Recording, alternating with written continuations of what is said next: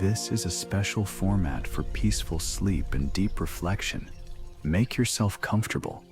Close your eyes if you wish, and allow these stories from the ancient texts to guide you into peace. The Book of Enoch. Secrets God hid from the Bible. The Book of Enoch.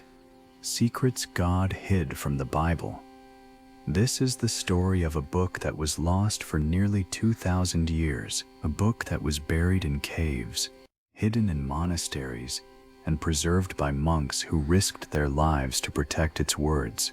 A book that was known to the apostles, quoted by the brother of Jesus, and then deliberately removed from the sacred canon. A book that the early church fathers called dangerous, forbidden, and too powerful for ordinary believers to read. Tonight, we will uncover its secrets. Before the flood, before the covenant with Abraham, before the law was given to Moses on the smoking mountain, before the Psalms of David, before the visions of Isaiah, before the tears of Jeremiah, before all the prophets and all the kings and all the temples and all the sacrifices, in the deep antiquity of the world, in the 7th generation from Adam, there lived a man whose name was Enoch. His name in Hebrew means dedicated or initiated. Some scholars say it means the one who renews. Others say it means the one who was taken. All of these meanings point to the same profound truth about this man. He was different from everyone else who has ever lived. The Bible itself tells us almost nothing about Enoch. In the book of Genesis chapter 5, we read a genealogy, a long list of names. Adam lived so many years and he died. Seth lived so many years and he died. Enosh lived so many years and he died. Kenan lived so many years and he died. Mahalalel lived so many years and he died.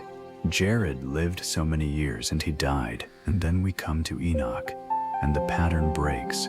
Enoch lived 65 years and became the father of Methuselah. Then Enoch walked with God for 300 years after he became the father of Methuselah, and he had other sons and daughters. So all the days of Enoch were 365 years, and Enoch walked with God, and he was not, for God took him. Did you hear the difference? Everyone else lived and died. Their story ended in the grave. But Enoch walked with God, and he was not, for God took him. No death, no grave, no decay, no sorrow. Just a man walking one day, and the next moment walking in heaven. This is the mystery of Enoch. The man who defeated death before death was defeated by Christ. The man who entered heaven before heaven was opened by the cross. The man who saw the face of God before the veil of the temple was torn. And Enoch was a prophet. He was a scribe. He was a man who saw what no other human eyes were permitted to see. He was taken up into the heavens. He walked among the angels. He stood before the throne of the Ancient of Days. He witnessed the fall of the rebel watchers. He saw the birth of the Nephilim giants. He toured the chambers of the sun and the moon and the stars. He visited the place of the dead. He beheld the tree of life, and he wrote it all down in a book. For thousands of years, his book was lost to the Western world. It was hidden, suppressed, removed from the canon of Scripture by church councils who feared its power, banished to the Apocrypha, labeled as pseudepigrapha, a text too dangerous for the common believer. The early church fathers debated it fiercely. Some, like Tertullian, believed it was authentic and divinely inspired. He argued passionately that the Book of Enoch should be included in the Bible. He pointed out that it contained prophecies of Christ that were older than any other text. He noted that Jude, the brother of Jesus, quoted directly from the Book of Enoch in his epistle. How could a book quoted by an apostle be rejected? But others, like Augustine, disagreed. Augustine argued that the Book of Enoch was too old, too strange, too full of stories about angels and giants that could lead the faithful astray. He argued that it was not part of the Hebrew canon. He argued that its authorship was uncertain, and Augustine's view prevailed. The Council of Laodicea in the 4th century excluded the Book of Enoch from the canon. The Western Church followed this decision. The book was banned, burned, and forgotten, but the Ethiopian Orthodox Church preserved it. They alone kept it in their Bible, the oldest and largest canon in all of Christendom. They considered it the inspired Word of God, and in the remote mountains of Abyssinia, in monasteries perched on cliffs and hidden in valleys, monks copied the Book of Enoch by hand. Generation after generation, they wrote it on parchment made from goat skins. They illuminated its pages with colors made from crushed minerals and plants. They chanted its words in Ge'ez, the ancient liturgical language of Ethiopia, and they protected a secret that the Western Church had rejected for 15 centuries. Then, in the year 1773, a Scottish explorer named James Bruce traveled to Ethiopia. He was a giant of a man, 6 feet 4 inches tall, with flaming red hair and a fierce determination. He had survived shipwrecks, diseases, and attacks by bandits. He had crossed the Nubian desert. He had mapped the source of the Blue Nile, and in the ancient city of Gondar, he found something more valuable than gold. He found 3 complete copies of the Book of Enoch. Bruce brought these manuscripts back to Europe. Scholars were stunned. They had heard rumors of this book. They had read the brief quotations in the New Testament, but they had never seen the full text. The book was translated into English in 1821 by Richard Lawrence, the Archbishop of Cashel, and the world was forced to confront a text that would shake the very foundations of biblical understanding. What was in this book that so terrified the early church fathers? Why was it quoted by Jude, the brother of Jesus, and yet cast out of the canon? What did Enoch see when he was taken up into the heavens? What did he witness when he walked among the watchers, the fallen angels who descended to earth and committed a cosmic crime so terrible that it triggered the Great Flood? The Book of Enoch answers questions that the rest of the Bible only hints at. Who were the sons of God who married the daughters of men in Genesis chapter 6? Who were the Nephilim, the mighty men of old, the men of renown? Where did the demons come from? What is the origin of evil? What happens to the soul after death, before the final judgment? What is the architecture of heaven? How do the sun and the moon and the stars actually move? What did the pre-flood civilization look like? What technology did the fallen angels teach to humanity? And who is the Son of Man, the mysterious figure who sits at the right hand of the Ancient of Days? All of these questions are answered in the Book of Enoch, and tonight we will read it in its entirety. Every chapter, every vision, every prophecy, every warning, every promise, from the fall of the rebel angels to the birth of the Nephilim giants, from the secrets of the luminaries to the throne room of the Ancient of Days, from the dream visions that predicted the entire sweep of human history to the final judgment and the new creation. This is not mythology. This is not fantasy. This is not a medieval forgery. This is the testament of a man who saw eternity and returned to tell us what he had witnessed. A man who walked so closely with God that he never died. A man whose words were considered sacred by the apostles. A man whose prophecies are still being fulfilled today. Settle in. Breathe deeply. Let the ancient words of Enoch carry you into the deepest peace. You are safe here. You are held here. You are loved here. There is no judgment in this space, only the quiet unfolding of sacred mysteries. The words of the blessing of Enoch, wherewith he blessed the elect and the righteous, who will be living in the day of tribulation, when all the wicked and godless are to be removed. And Enoch began his book, and he said, "There was a righteous man whose eyes were opened by God, and he saw a holy vision in the heavens. This vision the angels showed to me, and I heard everything from them, and I understood what I saw. But these things I saw will not come to pass in this generation. They are for a generation that is yet to come, a generation far in the future, a generation that will face the great tribulation, a generation that will need these words more than any generation that came before. I speak these words for them. I write these words for them. I preserve these words for them. And Enoch took up his parable concerning the elect, and he said, The Holy Great One will come forth from his dwelling place. The eternal God will tread upon the earth. He will stand upon Mount Sinai.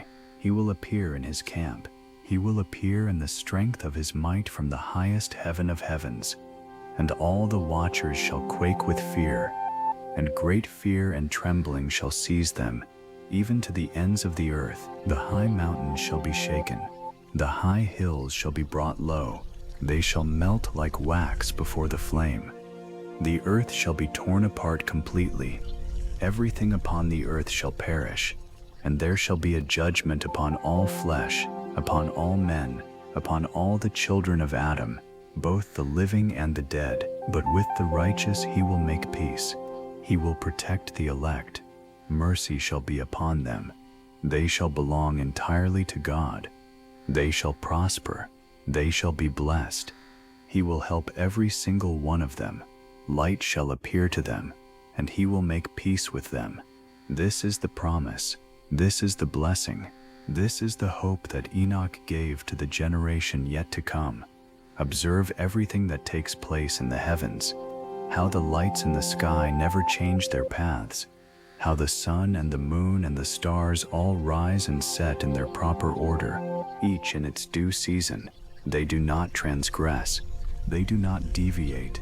They do not rebel against the command that was given to them at the beginning of creation. Look at the earth and understand everything that happens upon it, from the first thing to the last.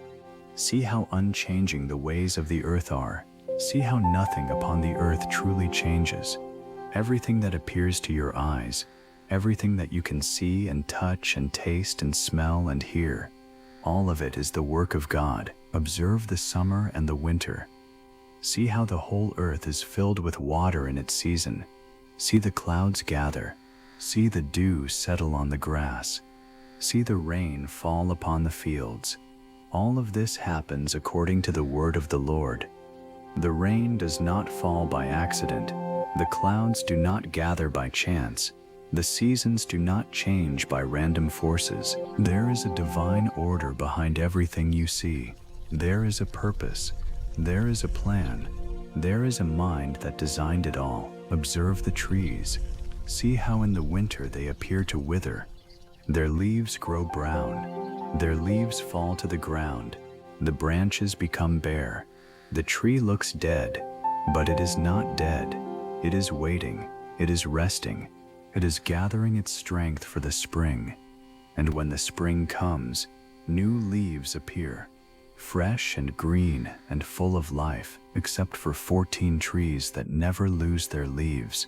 The evergreens, the trees of eternal life, they keep their old leaves for 2 or 3 years until the new leaves come to take their place.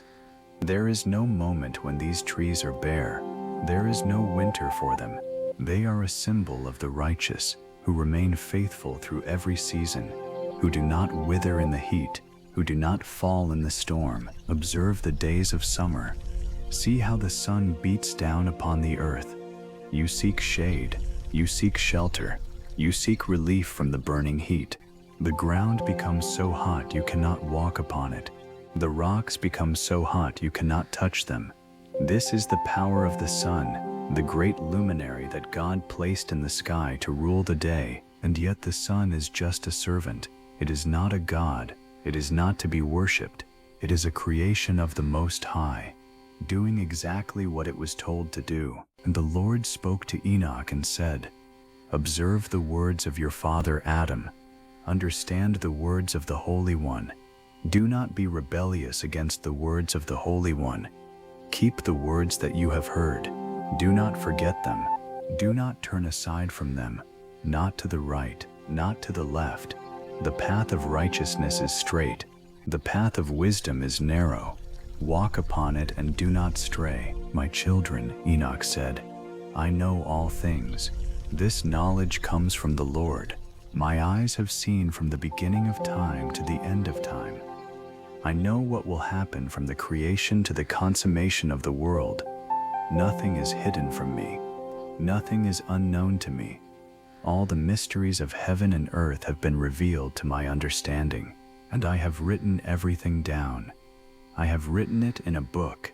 I have inscribed it on the heavenly tablets, the tablets that I saw with my own eyes, the tablets that exist in the throne room of God, the tablets that endure for all eternity, the tablets that no man has read except the elect, the tablets that contain the names of the righteous and the deeds of the wicked, the tablets that will be opened on the day of judgment, when every secret is revealed and every hidden thing is brought to light. And now we come to the most terrifying part of Enoch's testimony, the part that has shocked readers for 2,000 years, the part that explains the origin of evil in a way that no other biblical text does, the fall of the Watchers. And it came to pass, when the children of men had multiplied on the face of the earth, in those ancient days before the flood, daughters were born to them. And these daughters were beautiful. They were elegant, they were desirable. Their eyes were bright, their hair was dark and flowing. Their skin was smooth, their voices were like music.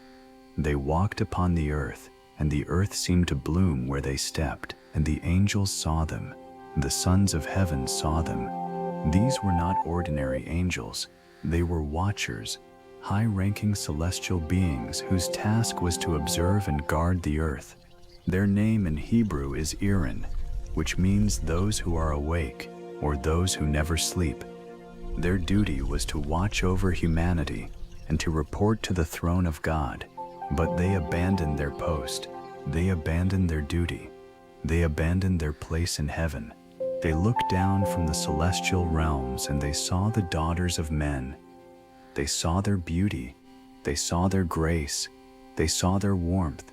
And they burned with desire, a desire that an angel should never feel, a desire that violated every law of heaven, a desire that would lead to the corruption of all creation. And they spoke to one another. They gathered in council. They debated their course of action, and their leader, a powerful watcher named Samiza, rose and addressed the assembly. He said to them, I have a plan. Let us go down to the earth. Let us select wives for ourselves from among the daughters of men. Let us take them as our own. Let us know them intimately, and let us beget children through them. Children who will be half celestial and half human. Children who will be mighty. Children who will be renowned. Children who will rule the earth. But then Semiaza paused. A shadow of doubt crossed his face, and he said, I fear one thing.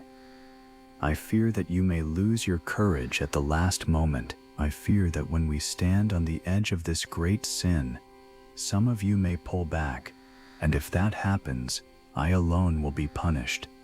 I alone will pay the price for this transgression.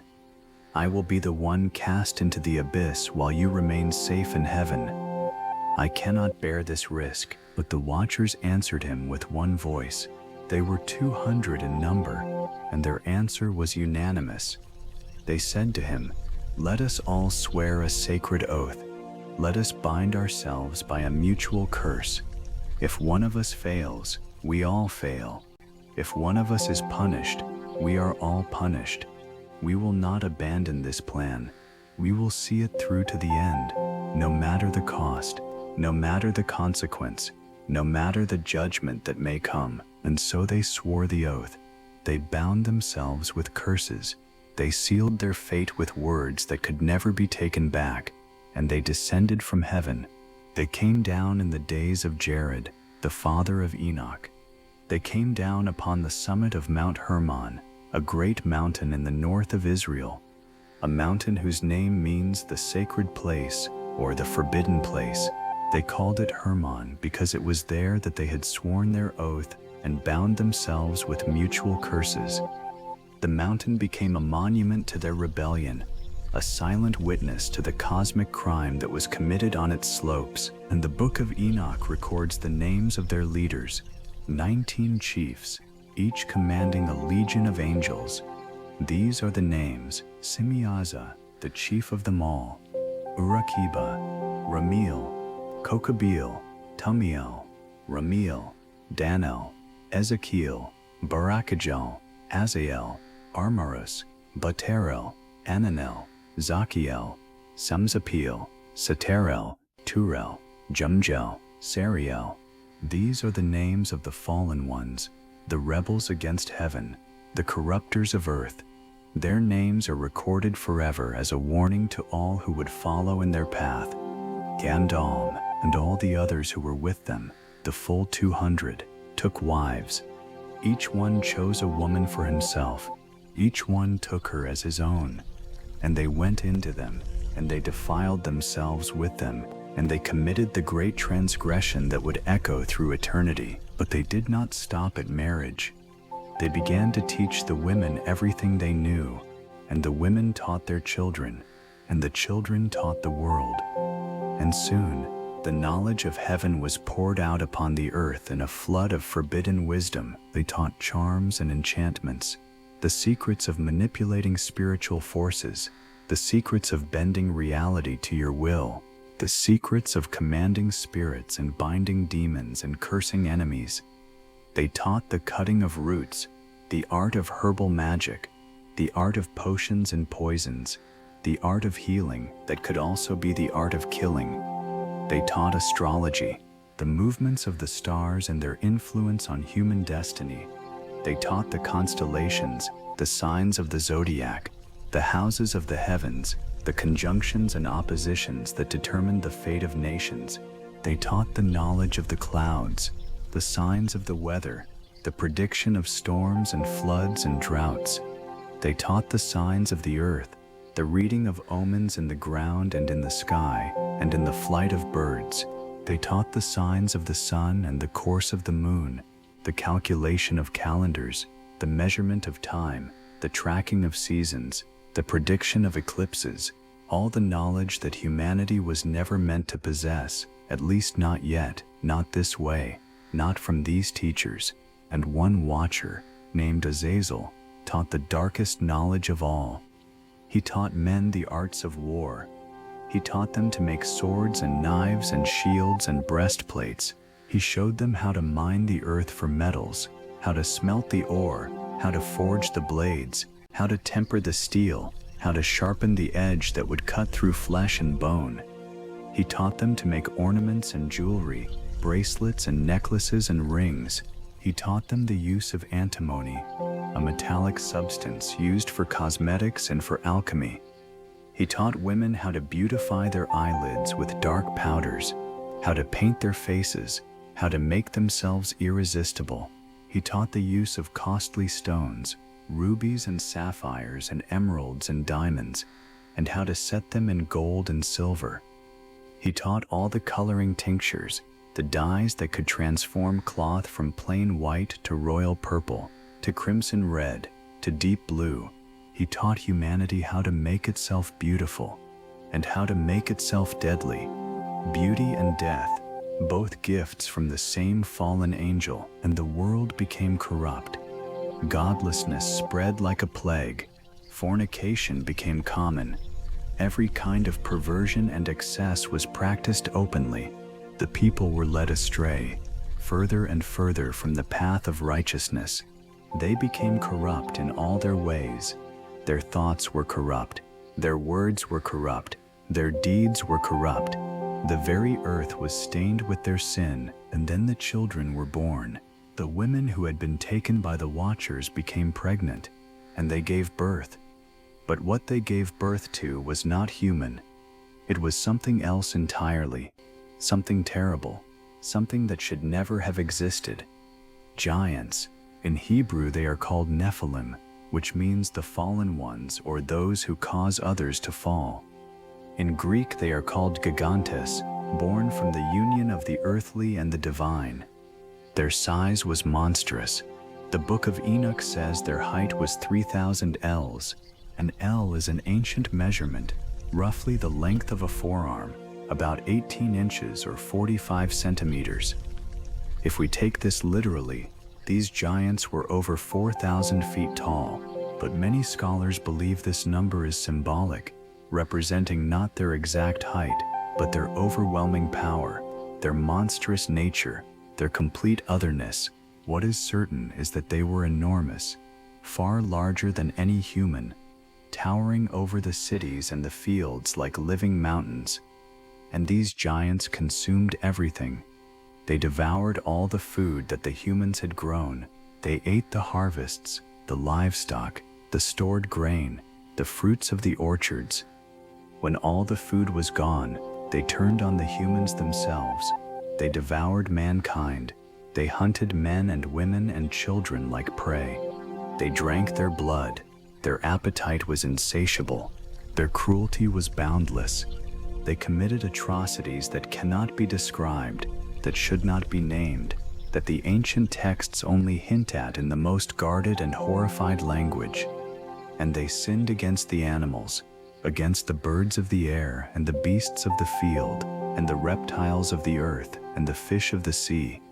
They killed not for food, but for sport, for pleasure, for the sheer joy of destruction. They ate one another's flesh. They drank one another's blood. The whole world became a slaughterhouse. The whole earth became a graveyard. And the earth cried out. The earth itself, the living creation of God, raised its voice in anguish. The ground that had been cursed by the blood of Abel now screamed under the weight of this new and infinitely greater horror.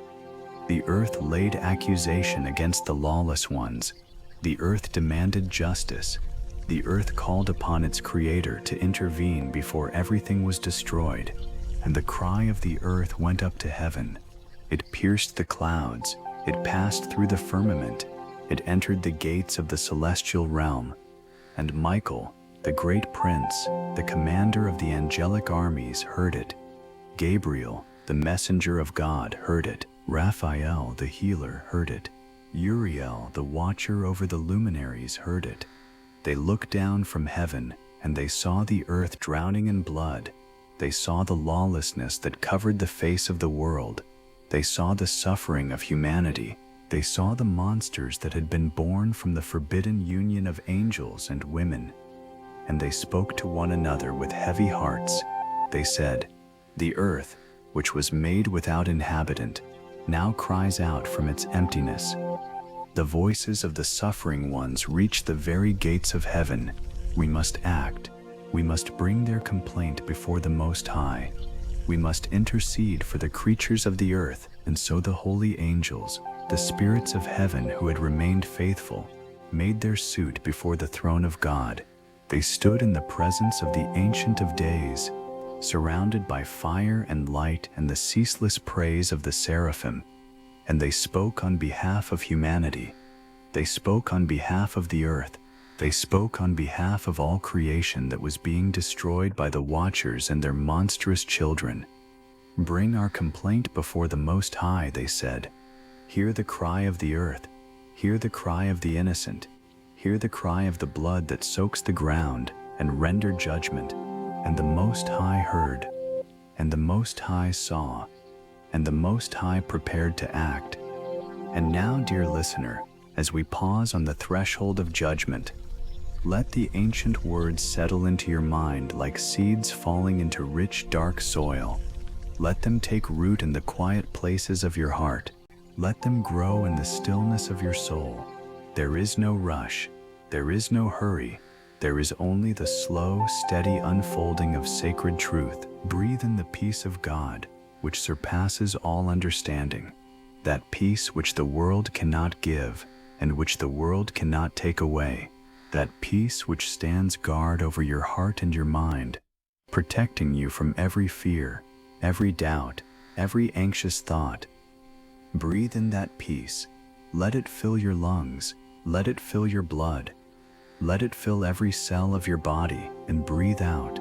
Breathe out the worries of this day, the words that were said to you that stung, the tasks that were left undone, the fears about tomorrow and the day after tomorrow and all the days to come. Release them. They do not belong to you. They are not yours to carry. Give them to the one who never slumbers and never sleeps, for you are safe. In this moment, you are safe. You are held in the palm of a hand that shaped the stars. You are watched over by the same God who sent his archangels to bind the forces of chaos. The same God who heard the cry of the earth in those ancient days hears your cry tonight. You are not forgotten. You are not abandoned. You are not alone. If sleep comes to you now, let it come. Do not resist it. Do not fight to stay awake. The story will continue when you are ready. The words of Enoch will be here, waiting for you, whenever you return.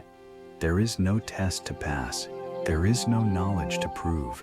There is only rest. Deep, healing, restorative rest. Surrender to the darkness. Surrender to the quiet. Surrender to the peace. Sleep now, beloved child of God. Sleep. Chapter 2. The Judgment of the Watchers. We continue now with the Book of Enoch. The Judgment of the Watchers. The cosmic sentence passed upon the angels who sinned. The cry of the earth had been heard. The complaint of the holy angels had been received. The suffering of humanity had been witnessed by the throne of the Most High. And now, the Ancient of Days, seated upon his throne of fire, surrounded by the seraphim and the cherubim and the Ophanim, the wheels within wheels that burn with the glory of his presence, prepared to speak the words that would shake the foundations of the universe. The voice of the Most High is not like a human voice. It does not travel through air as sound waves. It does not diminish with distance. It does not fade with time. When the Most High speaks, the words themselves become reality. The words themselves carry power. The words themselves are living things that fly from the throne and accomplish exactly what they were sent to accomplish. Nothing can resist them. Nothing can delay them. Nothing can prevent them. And on this day, the words that went forth from the throne were words of judgment, terrible and absolute, a decree that would bind the fallen watchers for 70 generations, a decree that would bring upon the earth the instrument of its cleansing, the instrument of water, the instrument of the flood. The Lord turned first to Raphael, whose name means God heals, Raphael, the gentle one, the physician of the angelic realm, the one who binds wounds and mends brokenness. But on this day, Raphael would not be healing. On this day, Raphael would be binding. And the Lord said to Raphael, "Go now, bind Azazel hand and foot. Bind him so tightly that he cannot move. Bind him so completely that he cannot struggle. Bind him so permanently that he will never free himself. And when you have bound him, cast him into the darkness, not the ordinary darkness of a moonless night, not the temporary darkness of a sealed room, but the absolute darkness of the abyss, the darkness that existed before God said, 'Let there be light,' the darkness that is not merely the absence of light, but the presence of something far more terrible, the presence of separation from God." And the Lord continued, "Make an opening in the desert, a place called Dudale, a place of desolation and emptiness, a place where no living thing grows, a place where no water flows, a place where no bird sings. Cast Azazel into this place, and when you have cast him in, place upon him rough and jagged rocks, not smooth stones from a riverbed, not polished pebbles from a beach, but rocks that are sharp as knives, rocks that will cut and pierce and tear. Let him feel the weight of his punishment pressing down upon him. Let him be crushed by the judgment of God, and cover him with darkness.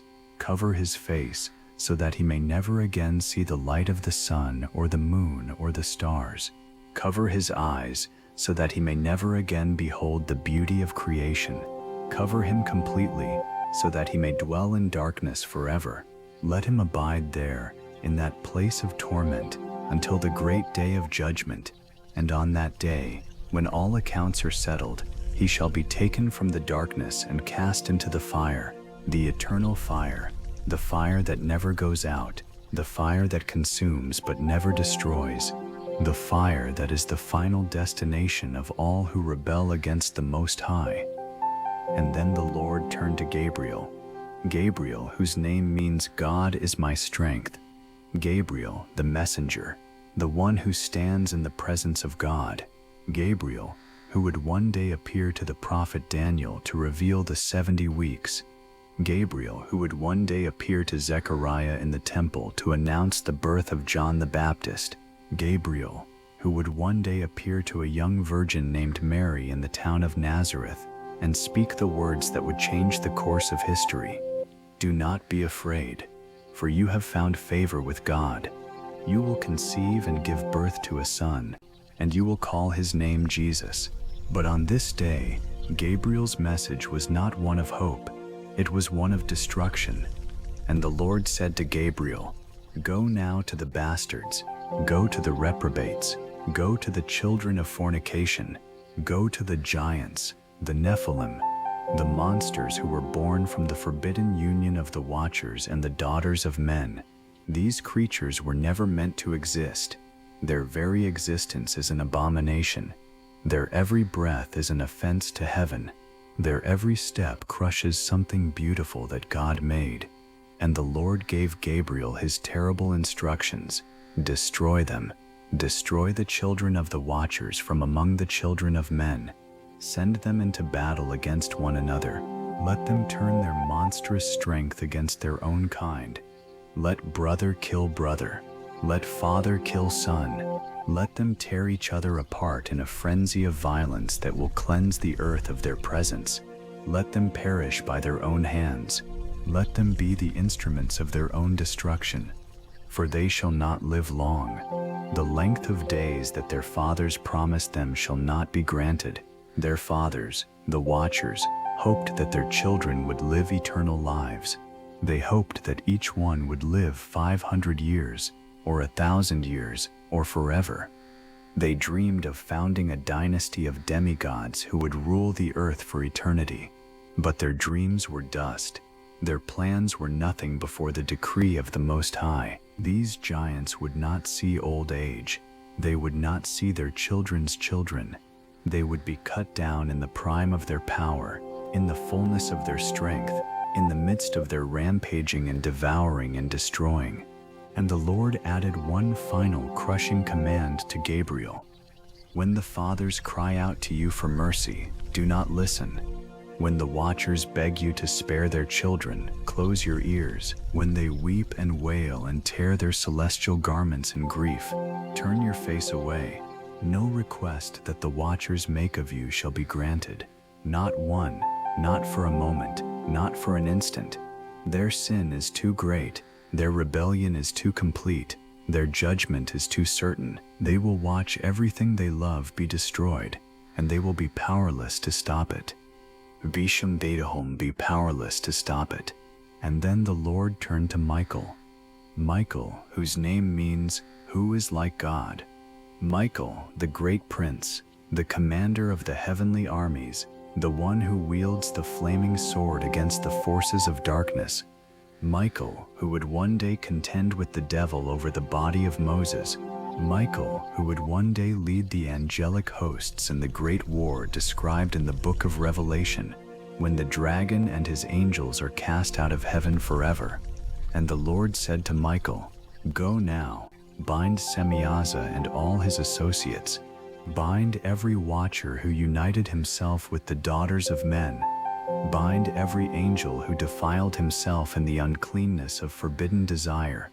They left their first estate, the holy dwelling place that was prepared for them from the foundation of the world.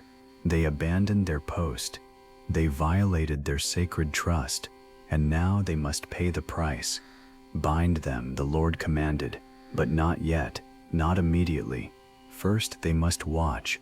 First they must witness the destruction of everything they love, when their sons, the giants, have slain one another in the madness of war, when the watchers have seen the destruction of their beloved children with their own eyes, when the grief has crushed their hearts into dust, then, and only then, shall you bind them fast, bind them securely, bind them in the valleys of the earth, in the deepest pits, in the darkest caverns, under the roots of the mountains, beneath the weight of the world, and they shall remain bound there for 70 generations, not a year, not a century, not a millennium.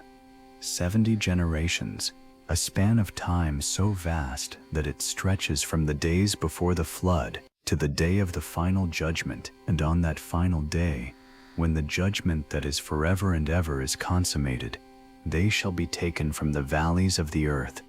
They shall be brought forth from their prisons.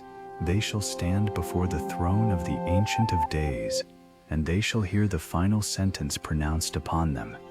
They shall be led off to the abyss of fire, to the torment that never ends, to the prison from which there is no escape, and there they shall remain, forever and ever and ever. And so the judgment was pronounced. The decree went forth from the throne. The holy angels received their commissions and prepared to carry out the will of the Most High. There was no appeal. There was no mercy. There was no second chance. The watchers had made their choice, and now they would face the consequences of that choice for all eternity. And Enoch, watching all of this from his place in the heavenly realms, trembled. He saw the holiness of God on display, and it terrified him. He saw the severity of judgment, and it shook him to the core of his being. He understood, perhaps for the first time, what it truly meant to rebel against the Most High. He understood the infinite gap between the Creator and the creature. He understood that the wages of sin is death, and that there is no exception, not even for angels. But he also saw something else. He saw mercy. He saw that even in the midst of judgment, God was merciful. The watchers were not destroyed immediately. They were given time. They were bound, yes. They were imprisoned, yes. But they were not annihilated. They were preserved. And in that preservation, there was a hint of something mysterious, something that Enoch did not fully understand, something that pointed toward a future redemption that even the angels longed to look into. And then the flood came. This was the instrument of cleansing that the Lord had chosen, not fire, which would consume everything, not earthquake, which would shatter everything, not plague, which would corrupt everything, but water, clean, pure, life-giving water, the same water that God had separated from the land on the third day of creation, the same water that he had gathered into seas and oceans and rivers and lakes, the same water that falls as rain to nourish the crops and fill the wells and quench the thirst of every living creature. This water would now be the agent of destruction. God spoke to Noah, the great-grandson of Enoch. Noah, whose name means rest or comfort. Noah, who was a righteous man, blameless among the people of his time. Noah, who walked with God, just as his great-grandfather Enoch had walked with God.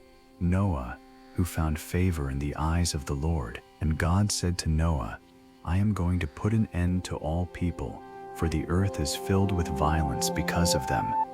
I am surely going to destroy both them and the earth. So make yourself an ark of cypress wood, make rooms in it and coat it with pitch inside and out. This is how you are to build it. The ark is to be 300 cubits long, 50 cubits wide, and 30 cubits high. Make a roof for it, leaving below the roof an opening 1 cubit high all around. Put a door in the side of the ark, and make lower, middle, and upper decks. Noah listened. Noah obeyed. Noah began to build. For 120 years, Noah built the ark. 120 years of sawing and hammering, and lifting and fitting. 120 years of his neighbors mocking him, and ridiculing him, and calling him a fool. 120 years of warning the world of the coming judgment, and being ignored by everyone who heard his message. 120 years of faith and obedience and patient endurance, and when the ark was finished, God brought the animals. 2 of every kind, male and female, came to Noah and entered the ark, the beasts of the field and the birds of the air and the creeping things of the ground. They came in an orderly procession, guided by an invisible hand, driven by an instinct that came directly from their Creator. And when they were all inside, God shut the door, and Enoch, from his place in the heavenly realms, saw it all. He saw the fountains of the great deep burst open, the waters that had been stored beneath the earth since the creation, held back by the command of God, now released in a cataclysmic flood. He saw the windows of heaven open, the waters that were stored above the firmament, the celestial ocean that surrounds the universe, now pouring down upon the earth in torrents of rain, water from below and water from above, meeting and mingling and covering everything. He saw the ark lifting upon the flood, carrying within it the seed of a new world. 8 human souls, Noah and his wife and his 3 sons and their 3 wives, and the animals, the creatures of the earth, the birds of the sky, everything that had breath, all of them safe, all of them dry, all of them protected by the hand of God. And he saw everything else perish, every human being outside the ark, every animal outside the ark, every giant, every Nephilim, every monstrous offspring of the Watchers. They drowned in the raging waters. They clawed at the sides of mountains that were rapidly disappearing beneath the flood. They screamed for help that would never come. They gasped for air that was not there, and one by one they died. The flood prevailed upon the earth for 150 days. The waters rose until they covered the highest mountains under the entire heavens. The waters rose to a depth of more than 20 feet above the tops of the mountains. Everything on dry land that had the breath of life in its nostrils died. Every living thing on the face of the ground was wiped out, from human beings to animals to the creatures that move along the ground to the birds in the sky. Only Noah was left, and those with him in the ark. The giants were gone. The Watchers were bound. The world that had been corrupted by their forbidden knowledge and their monstrous children was washed clean. The slate was wiped. The earth could begin again. But the story does not end with the flood. Something strange and terrible happened to the spirits of the giants. Their bodies were destroyed, drowned in the waters of judgment, but their spirits did not go to Sheol. They did not go to the place of the dead where human souls await the resurrection. They did not go to the hollow places that Enoch had seen in his vision. They became something else entirely. From the bodies of the giants, their spirits emerged, disembodied, restless, raging spirits. And God looked upon these spirits and pronounced a strange and terrifying decree. These spirits would not be bound like their fathers. These spirits would not be cast into the abyss. These spirits would remain on the earth. They would be permitted to roam the world, to afflict mankind, to oppress, to destroy, to cause war and disease and madness. They would be the evil spirits, the demons that would plague humanity until the final day of judgment. This is the origin of the demons according to the book of Enoch. They are not fallen angels. The fallen angels, the Watchers, are bound in chains, imprisoned in the valleys of the earth, waiting for the final judgment. The demons are their children, the disembodied spirits of the Nephilim, half celestial, half human, wholly wicked, and condemned to wander the earth causing chaos and suffering until the end of time. And suddenly, so many things in the Bible make sense. The unclean spirits that Jesus encounters in the Gospels, the demons who beg not to be sent to the abyss, the spirits who possess the man in the Gerasenes, who call themselves Legion because they are many, the spirits who recognize Jesus and cry out, "What do you want with us, Son of God? Have you come here to torture us before the appointed time?" They know their origin. They know their fate. They know that the day of judgment is coming, and they dread it. The book of Enoch pulls back the curtain and shows us the hidden history of evil. It explains why the world is the way it is. It explains the wars and the diseases and the madness and the oppression. It is not just human sin. It is something older, something darker, something that began in the heavens and spread to the earth. We are living in the aftermath of a cosmic war, and the battlefield is our world. And Enoch saw all of this. He saw the flood. He saw the destruction of the giants. He saw the emergence of the demons. He saw the binding of the watchers, and his heart was heavy. The weight of so much suffering, so much death, so much evil pressed down upon his spirit. He wept for the world that had been lost. He wept for the generations that would never be born. He wept for the beauty that had been destroyed. But the angel Uriel, who guided him through these visions, placed a hand on his shoulder, and Uriel said to him, "Do not weep, Enoch. Do not let your heart be troubled. What you have seen is terrible, but it is not the end. Judgment is not the final word.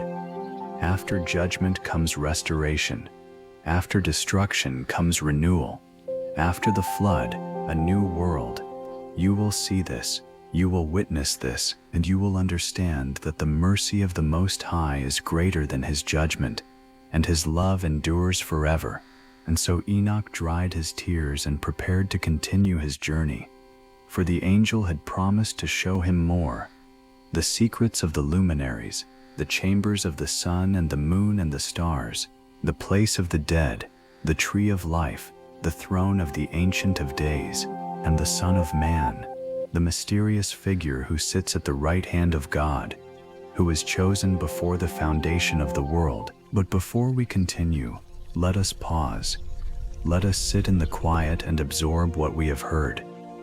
The story of the Watchers is a story about power and corruption. It is a story about desire and its consequences. It is a story about judgment and hope. It is a story that asks us to consider our own lives, our own choices, our own path. Are we walking with God, like Enoch and Noah, or are we following the way of the Watchers, seeking knowledge and power and pleasure at the expense of everything good and true and beautiful? These are not easy questions, but they are the questions that the book of Enoch places before us, and we do not need to answer them tonight. Tonight we only need to rest in the knowledge that the same God who judged the Watchers is the God who preserves the righteous. The same God who sent the flood is the God who provided the ark. The same God who binds the wicked is the God who sets the captives free. Breathe in the justice of God. Breathe in the knowledge that evil will not go unpunished, that every wrong will be made right, that every tear will be wiped away. Breathe out the fear that the world is spiraling into chaos without purpose or plan. There is a plan. There is a purpose. There is a God who sees and knows and acts. Sleep now in the shelter of that knowledge. The ark of his protection surrounds you. The waters of judgment will not touch you. You are safe. You are held. You are loved. Chapter 3. The Book of the Heavenly Luminaries. The Book of the Heavenly Luminaries. The sacred calendar of the cosmos. The divine architecture of time itself. After the judgment of the Watchers, after the destruction of the giants, after the cleansing of the flood, Enoch was granted a new vision, a vision of breathtaking beauty and perfect order, a vision that would reveal to him the deep structures of creation, the hidden rhythms that govern the universe, the clockwork of the divine that ticks beneath every sunrise and every sunset. And it came to pass that the angel Uriel took Enoch by the hand. Uriel, whose name means God is my light. Uriel, the watcher over the celestial bodies. Uriel, who understands the paths of the stars and the gates of the sun and the cycles of the moon. Uriel led Enoch away from the place of judgment, away from the valleys where the watchers were bound, away from the darkness that covered Azazel, away from the battlefield where the giants had perished. And he led him upward, upward through the clouds, upward through the firmament, upward into the realm of pure light and perfect order. And as they ascended, the chaos of the fallen world faded behind them. The cries of the suffering, the groans of the oppressed, the roar of the floodwaters, all of it grew distant and dim. And in its place there was silence, not an empty silence, but a full silence. A silence that was rich with meaning, a silence that was pregnant with revelation, the silence of the spheres. And Uriel spoke to Enoch and said, "Now, Son of Man, I will show you the laws that govern the heavens. I will reveal to you the paths of the sun and the moon and the stars. I will teach you the calendar of the Most High. For these things have been hidden from humanity, but they are revealed to you. You have found favor in the eyes of the Lord. You have walked with him, and he has chosen you to see what no other mortal has seen." And Enoch looked, and he saw the gates of heaven. There are 6 gates in the east, where the sun rises, and there are 6 gates in the west, where the sun sets. These gates are not metaphorical, they are real. They are structures of light and crystal, built into the very fabric of the firmament. They are the doorways through which the celestial bodies enter and exit the visible world. Each gate has a name, each gate has an angel who guards it.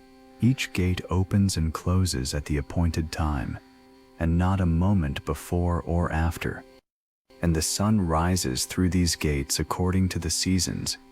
This is the sacred calendar that God established at the creation of the world, a calendar of 364 days, a calendar of perfect solar symmetry, a calendar that the angels use, a calendar that the righteous will one day observe again. In the first month of the year, the month of Nisan, the month of the Passover, the month when the earth begins to awaken from its winter sleep, the sun rises through the 4th gate in the east, and it travels across the sky in its appointed path, and it sets through the 4th gate in the west. The days during this month are balanced. The light and the darkness are nearly equal. The world is poised between winter and summer, between death and life, between the old and the new. And Enoch saw the sun emerge from the 4th gate like a bridegroom coming forth from his chamber, like a champion rejoicing to run his course. In the 2nd month, the sun moves to the 5th gate. The days grow longer, the light increases, the warmth spreads across the face of the earth like a blessing being poured out from heaven. The seeds that were buried in the cold ground during the winter begin to stir. Tiny green shoots push upward through the dark soil, seeking the light, reaching for the sun, answering the call of their creator. The birds begin to sing more loudly. The animals begin to stir from their dens.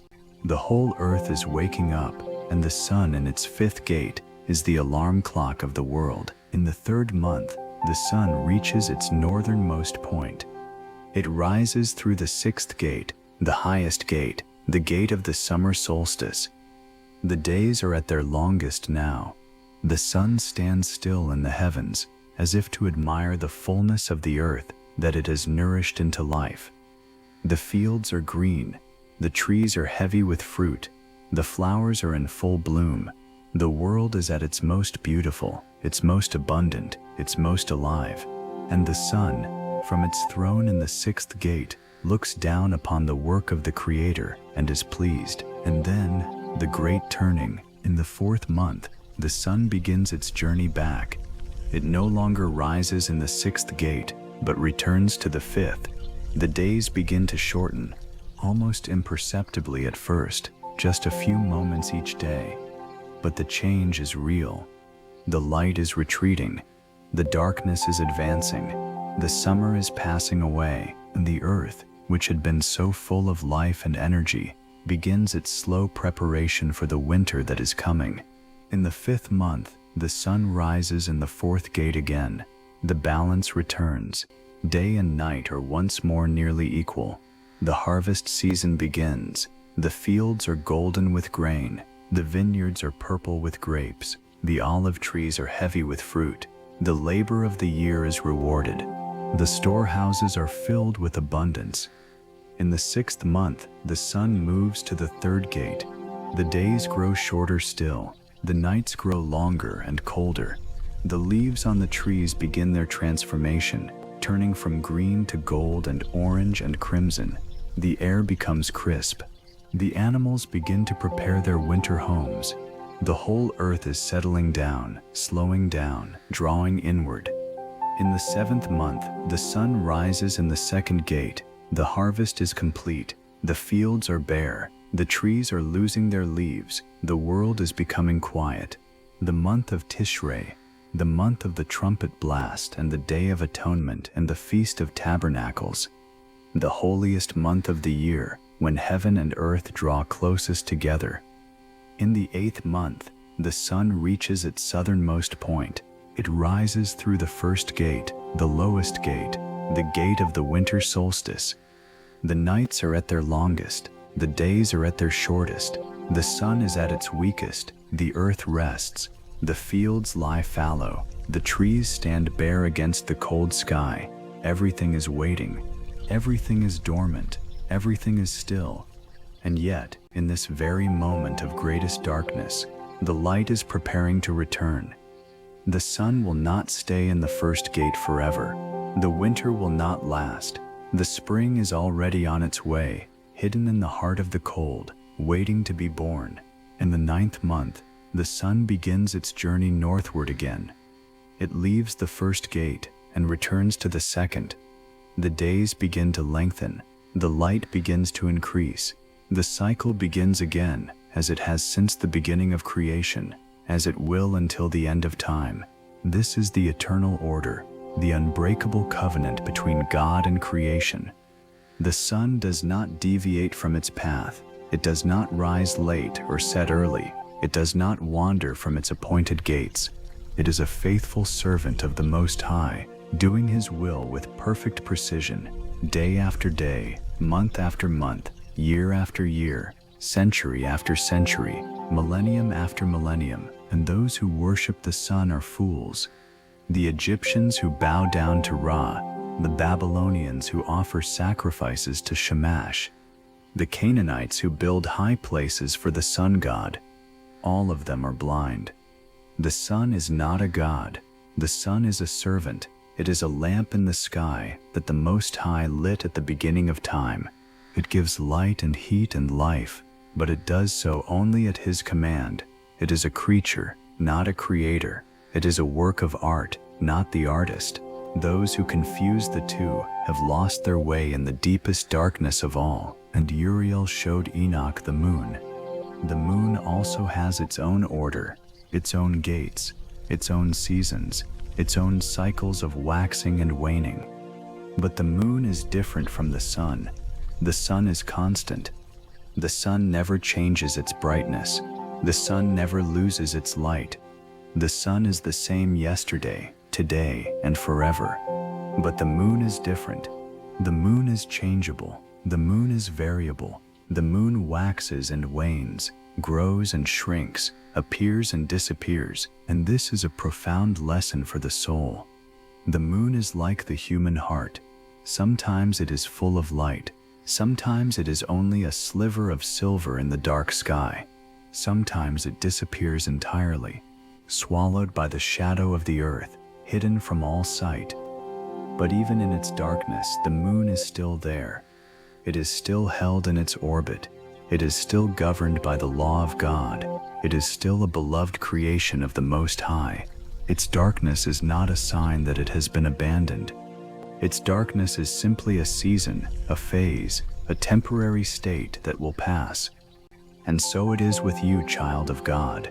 When your heart is full of light and joy and peace, you are like the full moon, shining brightly in the night sky, reflecting the light of the sun, visible to all. But when your heart is dark, when you cannot feel the presence of God, when your prayers seem to bounce off the ceiling and return to you unanswered, when your faith is weak and your hope is dim and your love has grown cold, you are not abandoned. You are simply in a different phase. The light will return. The sun has not stopped shining. The God who holds the moon in its orbit holds you as well. And one day, Uriel told Enoch, "The moon shall be made equal to the sun." On that day, the light of the moon will be 7 times brighter than the light of the sun. 7 times brighter. Imagine that. The night will be as bright as the brightest day. The darkness will be completely defeated. There will be no more night. There will be no more shadow. There will be no more fear of what lurks in the dark, because the dark will not exist. This is the promise of the new creation, the promise of the world to come, the promise of the age when all things will be made new. The sun will shine with undimmed glory. The moon will blaze with 7-fold light, and the children of God will walk in that eternal brightness, and they will never stumble, and they will never fear, and they will never be lost again. And Enoch saw the paths of the winds. He saw the storehouses of the rain, great chambers of water that hang suspended in the heavens, waiting for the command of God to be released upon the earth. He saw the treasure houses of the snow, vast vaults of frozen crystals that will one day be scattered upon the mountains. He saw the arsenals of the hail, where the stones of ice are kept for the day of battle, when God will fight against the armies of the wicked. He saw the chambers of the thunder. He saw the places where the voice of the storm is born. He saw the angels who are assigned to the lightning, who hold the bolts in their hands and wait for the signal to hurl them down upon the earth. He saw the paths that the winds travel, the roads in the sky that are invisible to human eyes but as real as any highway on the ground. And he learned that there are 4 chief winds. A wind from the north that brings blessing. It carries the cool air that refreshes the land. It carries the rain that waters the crops. It is a gentle wind, a kind wind, a wind sent by God to do good to his creation. A wind from the south that brings destruction. It carries the heat of the desert. It carries the locusts that devour the fields. It carries the plague that strikes down the firstborn. It is a harsh wind, a punishing wind, a wind sent by God to execute judgment, a wind from the east that brings the sunrise. It carries the first light of dawn across the world. It chases away the shadows of the night. It announces the beginning of a new day. It is a wind of hope, a wind of new beginnings, a wind of mercy, and a wind from the west that brings the sunset. It carries the last light of evening into the darkness. It closes the day with a final breath of warmth. It invites the world to rest.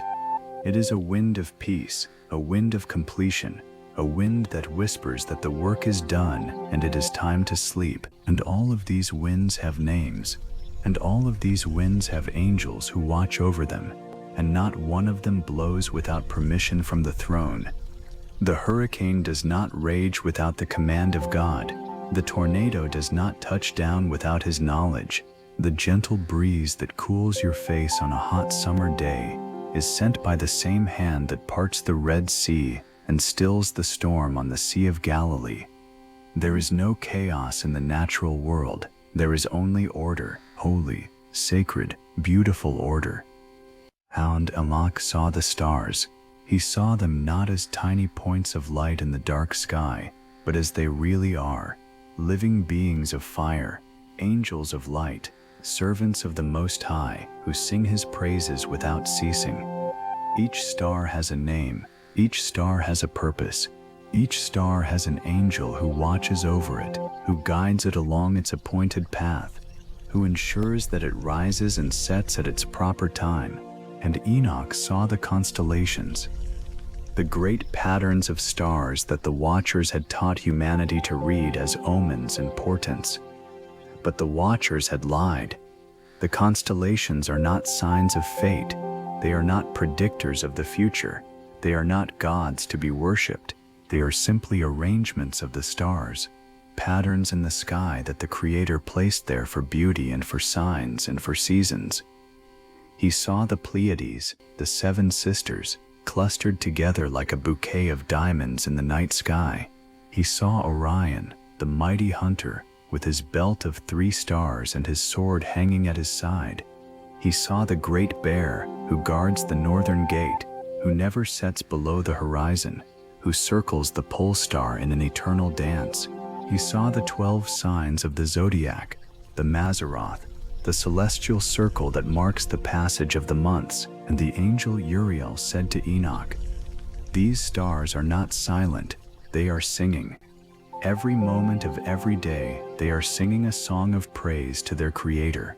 The music of the spheres, the harmony of the heavens, the symphony that Adam heard in Eden when he walked with God in the cool of the day, the symphony that was drowned out by the noise of sin and the clamor of war and the cries of the suffering. But the symphony never stopped. It is still playing. It will always play. And one day, when the new creation comes, the righteous will hear it again. They will join their voices to the song of the stars, and they will sing in perfect harmony with all of creation." And now, dear listener, as we rest in the beauty of this vision, let the order of the cosmos soothe your soul. You are part of this order. You are part of this creation. You are not an accident. You are not a mistake. You are not a random collection of atoms that just happen to come together in this particular form. You are a child of the Most High, held in His orbit, governed by His love, watched over by His angels. The same God who set the sun in its path set you in your path. The same God who calls the stars by name calls you by name. The same God who opens the gates of the east every morning opens His arms to receive you every moment of every day. Breathe in the order of the cosmos. Breathe in the certainty that everything is unfolding according to a divine plan, a plan that is good and beautiful and perfect. Breathe out the chaos of the world. Breathe out the anxiety that comes from thinking that everything depends on you. It does not depend on you. It depends on the one who made the sun and the moon and the stars, and who has never once lost control of His creation. Sleep now. Sleep in the peace of this knowledge, the peace that the luminaries know, the peace that the winds know, the peace that the stars know, the peace that Enoch knew when he stood in the heavens and saw the glory of the Most High. You are safe. You are held. You are loved. Sleep. Chapter 4. The Dream Visions of Enoch. The Dream Visions of Enoch. The history of the world, seen before it happened. The entire sweep of human destiny, revealed to a single man standing at the dawn of time. After Enoch had seen the judgment of the watchers, after he had witnessed the cleansing of the flood, after he had walked among the luminaries and learned the secrets of the sun and the moon and the stars, the angel Uriel came to him once more, and Uriel said, "Enoch, you have seen much. You have seen the beginning of evil and its punishment. You have seen the order of the heavens and the beauty of creation. But there is more. There is the story of what will happen, the story of the children of men, from this moment until the end of days. Do you wish to see it?" And Enoch, though his heart was already full, though his spirit was already weary from the weight of revelation, answered, "Yes, I wish to see. Show me everything." And so Enoch was given 2 great dream visions, dreams that were not dreams in the ordinary sense. They were not the random firings of a sleeping brain. They were not the confused images of a mind processing the events of the day. They were revelations, direct transmissions from the throne of God, windows into the future that would unfold over thousands of years. The entire history of redemption, compressed into 2 visions that Enoch would see in a single night. And when he awoke, he wrote everything down, every image, every symbol, every prophecy. He wrote it for his son Methuselah. He wrote it for his grandchildren.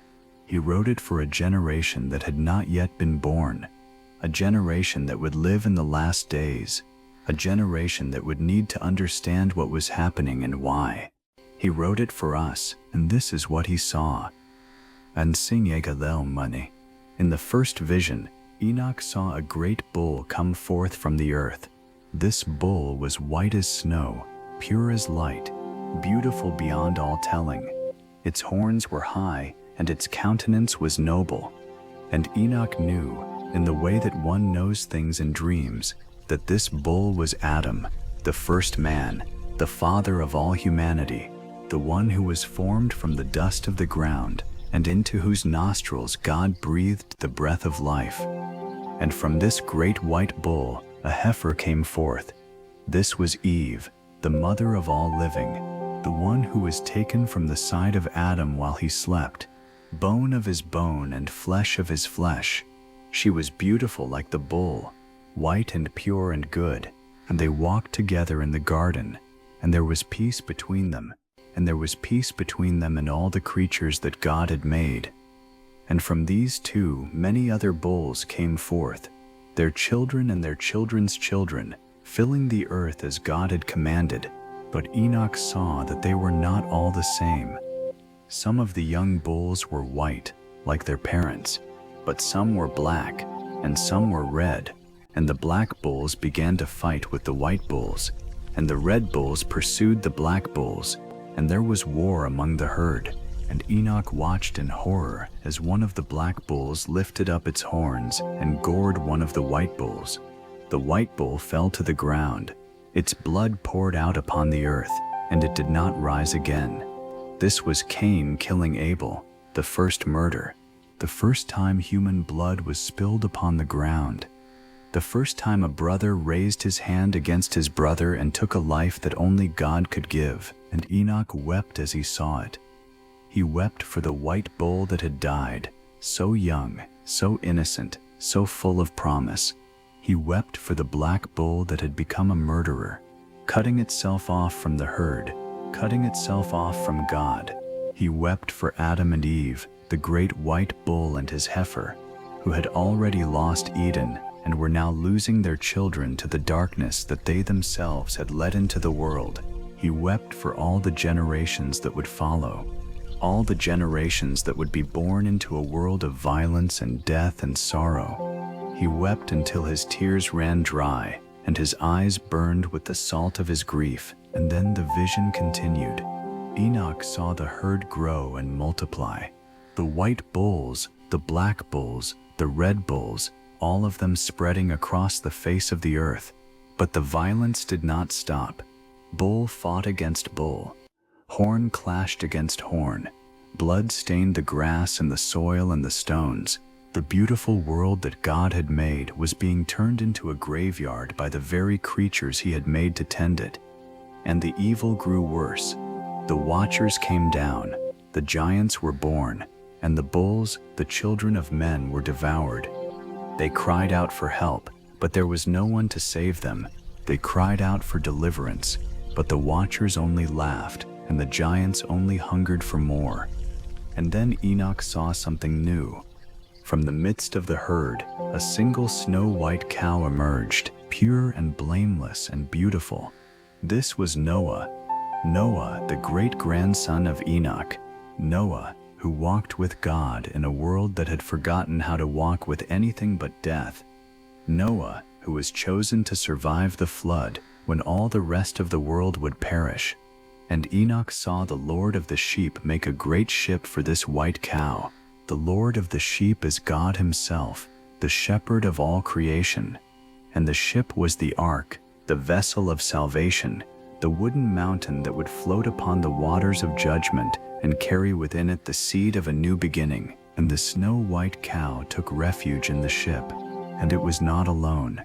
Many other animals entered with it, bulls of every color and sheep of every kind and birds of every wing. And the ship lifted upon the face of the waters, and the waters covered everything. The mountains disappeared, the cities were drowned, the giants perished. The watchers watched from their chains in the darkness, helpless to do anything but mourn. And when the waters receded, the snow-white cow emerged from the ship, and it was no longer a cow. It had become a man. This is the transformation that happens to those whom God saves. They are not just rescued, they are changed, they are made new.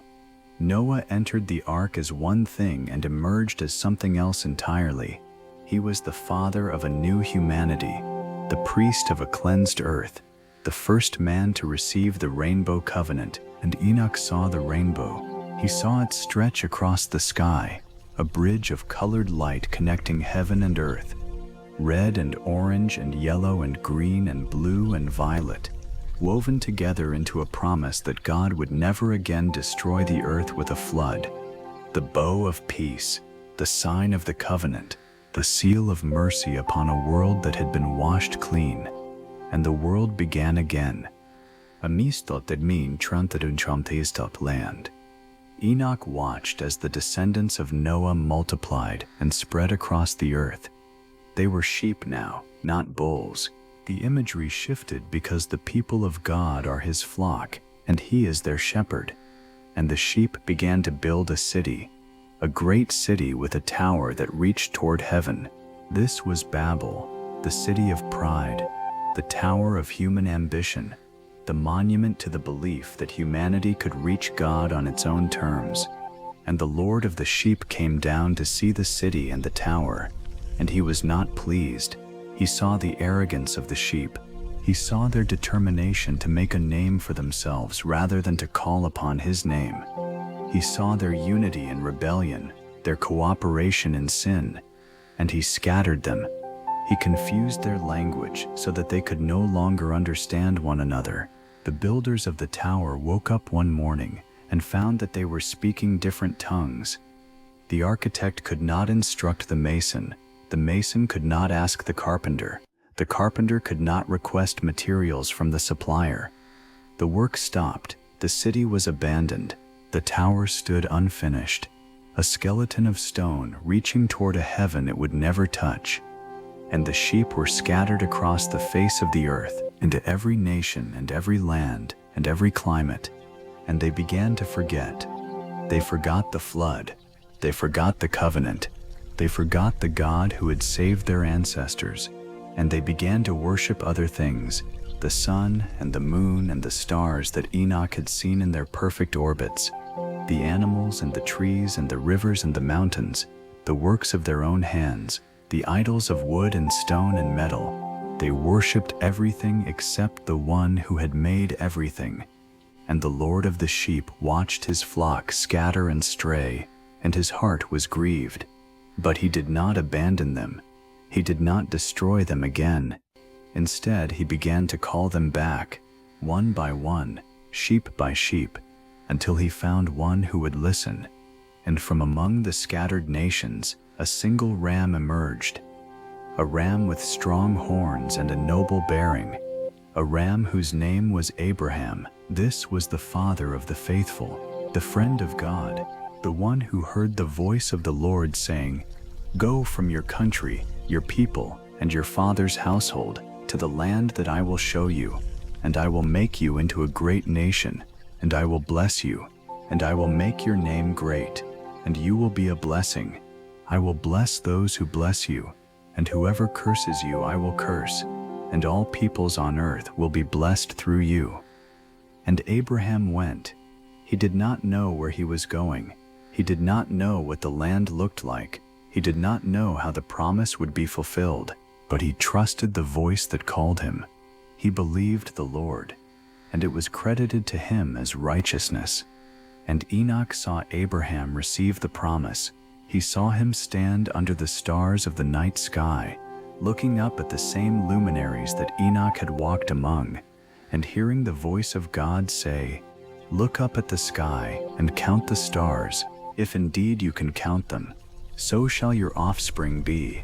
He saw Isaac, the son of promise, born to Abraham and Sarah in their old age, the son who was a miracle, a gift from God, a proof that nothing is too hard for the Lord.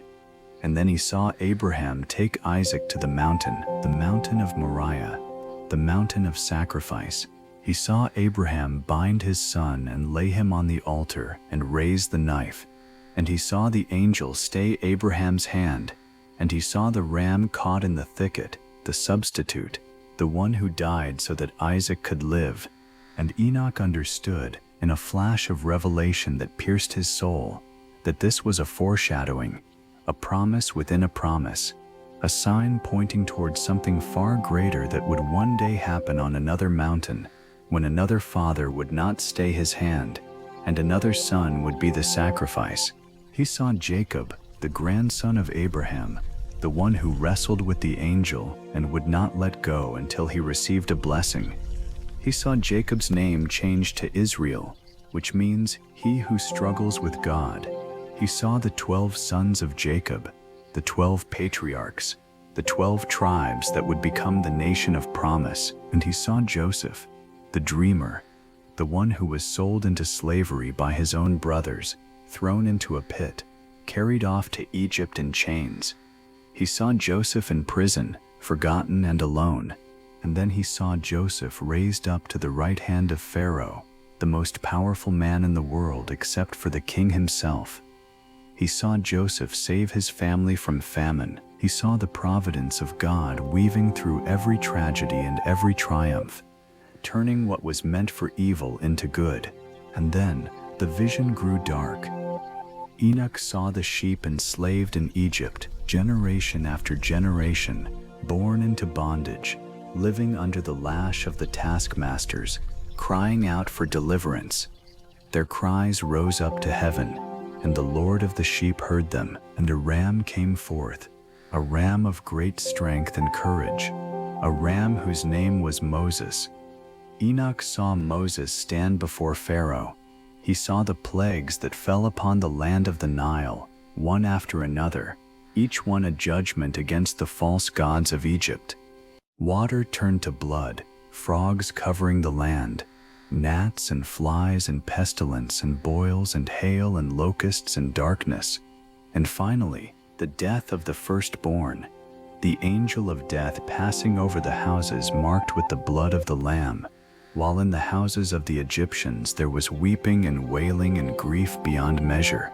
He saw the Red Sea part before the flock. He saw the sheep pass through on dry ground, with walls of water on their right and on their left. He saw the Egyptian army pursue them into the sea, and he saw the waters crash back down upon the soldiers, drowning them in an instant, ending their threat forever. And he saw Moses stand on the far shore and sing a song of victory. I will sing to the Lord, for he is highly exalted. The horse and its rider he has hurled into the sea. He saw the sheep receive the law at Mount Sinai, the mountain wrapped in smoke and fire, and the sound of the trumpet growing louder and louder. He saw Moses ascend into the cloud and receive the tablets of stone, written with the finger of God. He saw the people build the tabernacle, the tent of meeting, the portable sanctuary that would travel with them through the wilderness. And he saw the glory of the Lord fill the tabernacle, a pillar of cloud by day and a pillar of fire by night. He saw them enter the land of promise after 40 years of wandering. After the death of Moses on Mount Nebo, looking out over the land he would never enter, a new ram led them now. Joshua, whose name means the Lord saves. Joshua, who crossed the Jordan on dry ground, just as Moses had crossed the Red Sea. Joshua, who marched around Jericho until the walls fell down. Joshua, who led the people into their inheritance. And then the cycles began, the cycles that would repeat for 1,000 years. The sheep would follow the Lord. They would prosper. Their fields would yield abundant harvests. Their enemies would be defeated. Their cities would be secure. And then, slowly, almost imperceptibly, they would forget. They would turn to other gods. They would worship the Baals and the Astoreths and the gods of the nations they had displaced. They would oppress the poor and corrupt the courts and profane the temple. And the Lord of the sheep would withdraw his protection, and their enemies would conquer them, and they would be carried off into exile. And then, in their suffering, they would remember.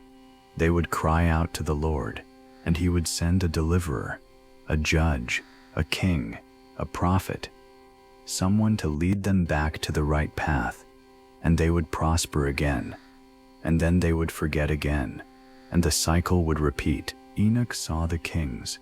Saul, the first king, tall and handsome, who started well and ended in disaster. David, the man after God's own heart, who sinned terribly and repented deeply, and wrote the Psalms that still comfort the afflicted and afflict the comfortable. Solomon, the wisest man who ever lived, who built the temple in Jerusalem, the house of God, the place where heaven touched earth. And then Solomon, in his old age, led astray by his foreign wives, worshiping their gods, dividing the kingdom that his father had united. He saw the prophets, Elijah calling down fire from heaven, Isaiah seeing the Lord high and lifted up in the temple, Jeremiah weeping over the destruction of Jerusalem, Ezekiel standing in the valley of dry bones and watching them come to life, Daniel in the lion's den, Hosea marrying a prostitute to show God's faithful love for unfaithful Israel, all of them speaking the word of the Lord to a people who did not want to hear. And he saw the exile, the sheep carried off to Babylon, the temple destroyed, the city of Jerusalem reduced to rubble, the land that had been promised to Abraham lying desolate and empty. The sheep sat by the rivers of Babylon and wept. They hung their harps on the willows. Their captors demanded songs of joy. But how could they sing the songs of Zion in a foreign land? And then the return, a remnant coming back, the temple rebuilt, smaller and less glorious than the first, the walls of Jerusalem repaired by Nehemiah, the law read aloud by Ezra while the people wept and repented. The sheep were back in the fold, but the glory had not returned. The Ark of the Covenant was lost. The fire from heaven did not fall on the altar. The voice of prophecy grew silent. 400 years of silence. 400 years of waiting. 400 years of longing for the promise to be fulfilled. And then, Enoch saw something that made him tremble, something so unexpected, so shocking, so wonderful and terrible at the same time, that he could barely comprehend what he was seeing. He saw the Lord of the sheep come to visit his flock, not as a spirit, not as a voice from heaven, not as a pillar of cloud or fire, but in the flesh. He saw the Lord of the sheep born as a lamb, a tiny helpless lamb, laid in a feeding trough in a village called Bethlehem. He saw angels fill the sky, singing glory to God in the highest. He saw shepherds come to worship. He saw wise men from the east bring gifts of gold and frankincense and myrrh. And he saw the Lamb grow. He saw him walk among the sheep, teaching them, healing them, feeding them. He saw him open the eyes of the blind and unstop the ears of the deaf. He saw him make the lame walk and the mute speak. He saw him cast out the demons, the unclean spirits that were the children of the giants, the spirits that Enoch had seen emerge from the bodies of the Nephilim so long ago. And the demons recognized him. They knew who he was. They cried out in terror, "What do you want with us, Son of God? Have you come here to torture us before the appointed time?" But the sheep did not recognize him. The shepherds of the sheep, the priests and the scribes and the Pharisees, the religious leaders who should have been the first to welcome the Lord of the sheep, were the ones who rejected him. They were jealous of him. They were threatened by him. They plotted against him. They looked for ways to trap him in his words. They sought to kill him, and Enoch saw them succeed. He saw the Lamb betrayed by one of his own. He saw him arrested in the garden at night, while his closest friends fled into the darkness. He saw him tried before corrupt judges who knew he was innocent but condemned him anyway. He saw him beaten and mocked and spat upon. He saw a crown of thorns pressed onto his head. He saw him carry a cross through the streets of Jerusalem, the same city where he had healed the sick and raised the dead. He saw him nailed to that cross by his hands and his feet. He saw him lifted up to die. suspended between earth and heaven, rejected by both, and he saw the blood pour out, the precious blood, the blood that spoke a better word than the blood of Abel, the blood of the new covenant, poured out for many for the forgiveness of sins, and he saw the darkness cover the earth. From the 6th hour until the 9th hour, darkness came over all the land. The sun hid its face. The luminaries that Enoch had seen in their perfect orbits refused to shine upon this deed.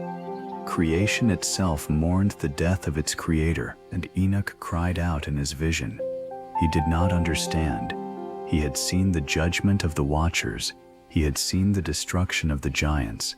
He had seen the flood and the fire and the exile. But nothing he had seen prepared him for this. Why would the Lord of the sheep allow his sheep to kill him?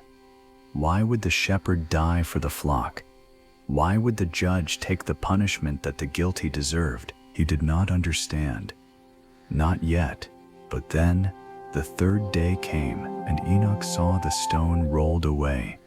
He saw the tomb empty.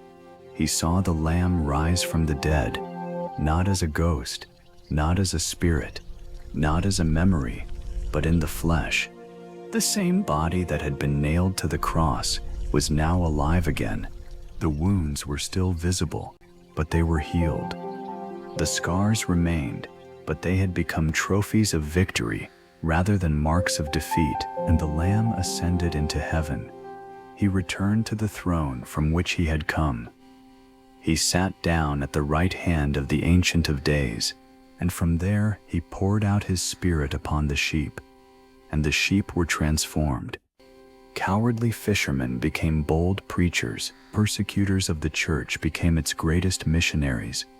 Ordinary men and women turned the world upside down with the message of the gospel, and Enoch saw the new house that was built for the flock. Not a temple made of stones, but a temple made of living stones. The church, the community of the redeemed, the bride of Christ, and this new house grew and spread across the earth. Some of the sheep strayed from it, some of the wild beasts joined it, but it could never be destroyed. The gates of hell would not prevail against it, and Enoch understood at last. The death of the Lamb was not a tragedy. It was the plan from the beginning. Before the foundation of the world, the Lamb was slain. Before Adam sinned, the Savior was provided. Before the watchers fell, the Redeemer was chosen. The entire history of the world was a love story, written in blood, leading to a cross on a hill outside Jerusalem, and the vision continued into the future. Enoch saw the great day of judgment, the day when all accounts would be settled, the day when the books would be opened and the secrets of every heart would be revealed, the day when the wicked would be cast into the lake of fire and the righteous would enter into the joy of their Lord. And he saw the new heaven and the new earth, a world without death or mourning or crying or pain, a world where the old order of things had passed away, a world where the dwelling of God is with humanity, and he will live with them, and they will be his people, and God himself will be with them and be their God. And in the center of that new world, Enoch saw the tree of life, the same tree he had seen in his earlier visions, standing in the garden of God. But now it was not forbidden. Now its fruit was freely given, and the leaves of the tree were for the healing of the nations. And the righteous ate of the fruit and lived forever. And with that, the first dream vision ended. Enoch awoke, his face wet with tears, his heart pounding in his chest. He had seen the entire story, from creation to new creation, from Eden to the New Jerusalem, from the first Adam to the last Adam, and he understood that he was part of this story, that his life, his walk with God, his visions, his writings, all of it was woven into the great tapestry of redemption that God had been weaving since before time began. And he looked at his son Methuselah, who was sleeping nearby, and he looked at the world around him, still fresh and new, still innocent of the flood that was to come. and he wondered how many generations would pass before the Lamb would come. He wondered what the world would look like when the Son of Man finally walked upon the earth. He wondered if anyone would recognize him, and then he began to write. He wrote everything he had seen, every bull and every sheep and every ram, every judgment and every mercy, every fall and every redemption. He wrote it all down, knowing that most of it would not happen for thousands of years, knowing that he would not live to see any of it, knowing that his words would be lost and found and lost again. But he wrote anyway, because the Lord had told him to write, and because the generation that would need these words was coming, the same generation that is alive today. Nadmikitnumdi is alive today, and now, as we rest between the visions, as we pause on the threshold of the final revelation, let the story we have heard wash over you. The story of the bulls and the sheep and the rams, the story of the flood and the rainbow and the promise, the story of the Lamb who was slain before the foundation of the world. This is your story. You are one of the sheep. You are part of the flock.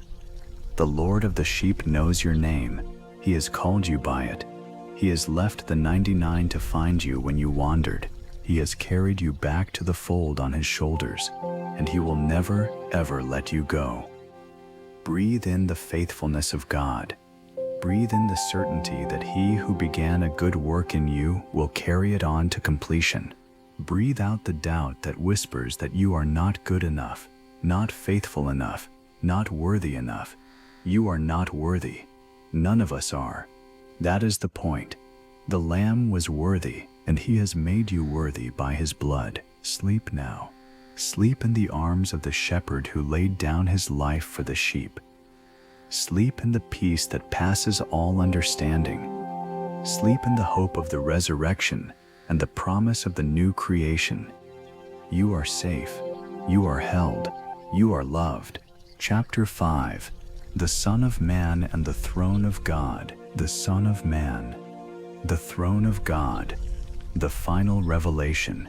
The summit of Enoch's vision, the pinnacle of his prophecy, the moment when everything he had seen, everything he had learned, everything he had written, comes into perfect focus. After the dream visions, after the history of the world had unrolled before his eyes like a scroll, after he had seen the flood and the patriarchs and the exodus and the kings and the prophets and the exile and the return, and the birth and death and resurrection of the Lamb, Enoch thought that his journey was complete. He thought he had seen everything that mortal eyes could see. He thought that the rest of his days would be spent in quiet contemplation of the mysteries he had been shown. But the Lord had one more revelation, the greatest of all, the revelation that would make sense of everything else. And the angel Uriel came to Enoch once more, and Uriel said, "Come. The Ancient of Days summons you. You have seen the works of his hands. Now you will see his face. You have walked among the luminaries. Now you will stand before the light from which all light comes. You have witnessed the judgment of the watchers. Now you will meet the judge." And Enoch trembled. For who can see the face of God and live? Who can stand in the presence of the Holy One and not be consumed?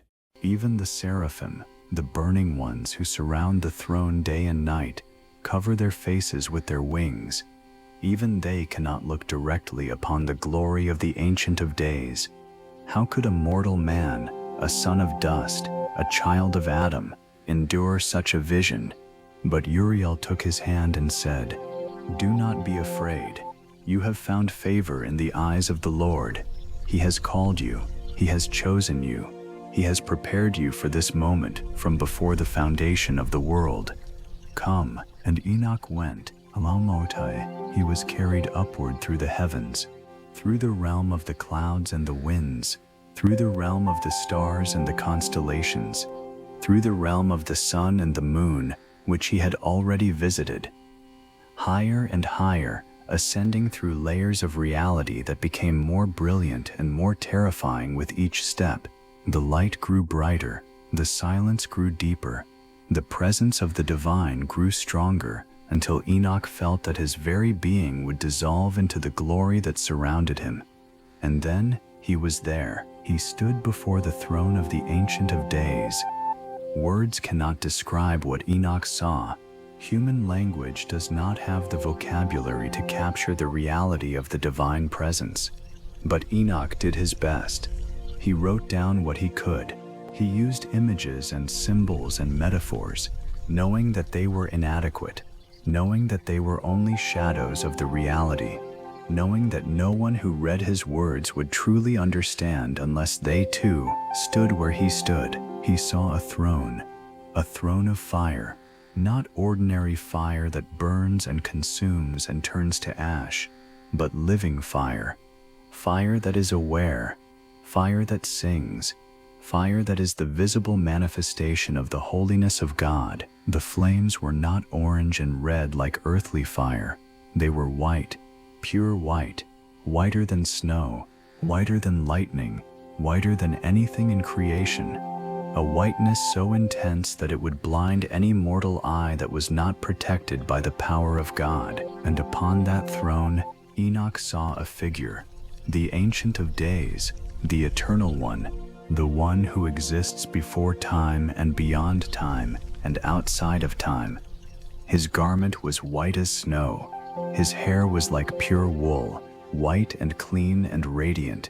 And his face was hidden in a blaze of light so bright that Enoch could not look directly at it, but he could feel the gaze of the Ancient of Days upon him, a gaze of love, a gaze of knowledge, a gaze that saw everything Enoch had ever done and everything Enoch had ever thought and everything Enoch had ever been, and loved him anyway. Thousands upon thousands of angels stood before the throne, 10,000 times 10,000, more than anyone could count, more than anyone could imagine. They filled the space around the throne like a great cloud of light and wings and voices, and all of them were singing, a song that had been sung since the moment of creation, a song that would be sung for all eternity. Holy, holy, holy is the Lord of hosts. The whole earth is full of his glory. The seraphim were there, the burning ones, each with 6 wings. With 2 wings they covered their faces, with 2 wings they covered their feet, and with 2 wings they flew. And they called to one another, their voices shaking the foundations of heaven. Holy, holy, holy. The cherubim were there, the guardians of the throne, the mighty ones who carry the chariot of God. The Ophanim were there, the wheels within wheels, covered with eyes, moving in every direction without turning, guided by the Spirit of the Living One. The archangels were there, Michael, the great prince, the commander of the armies, standing at attention before his king. Gabriel, the messenger, waiting for the next word to be spoken so that he could carry it to the ends of creation.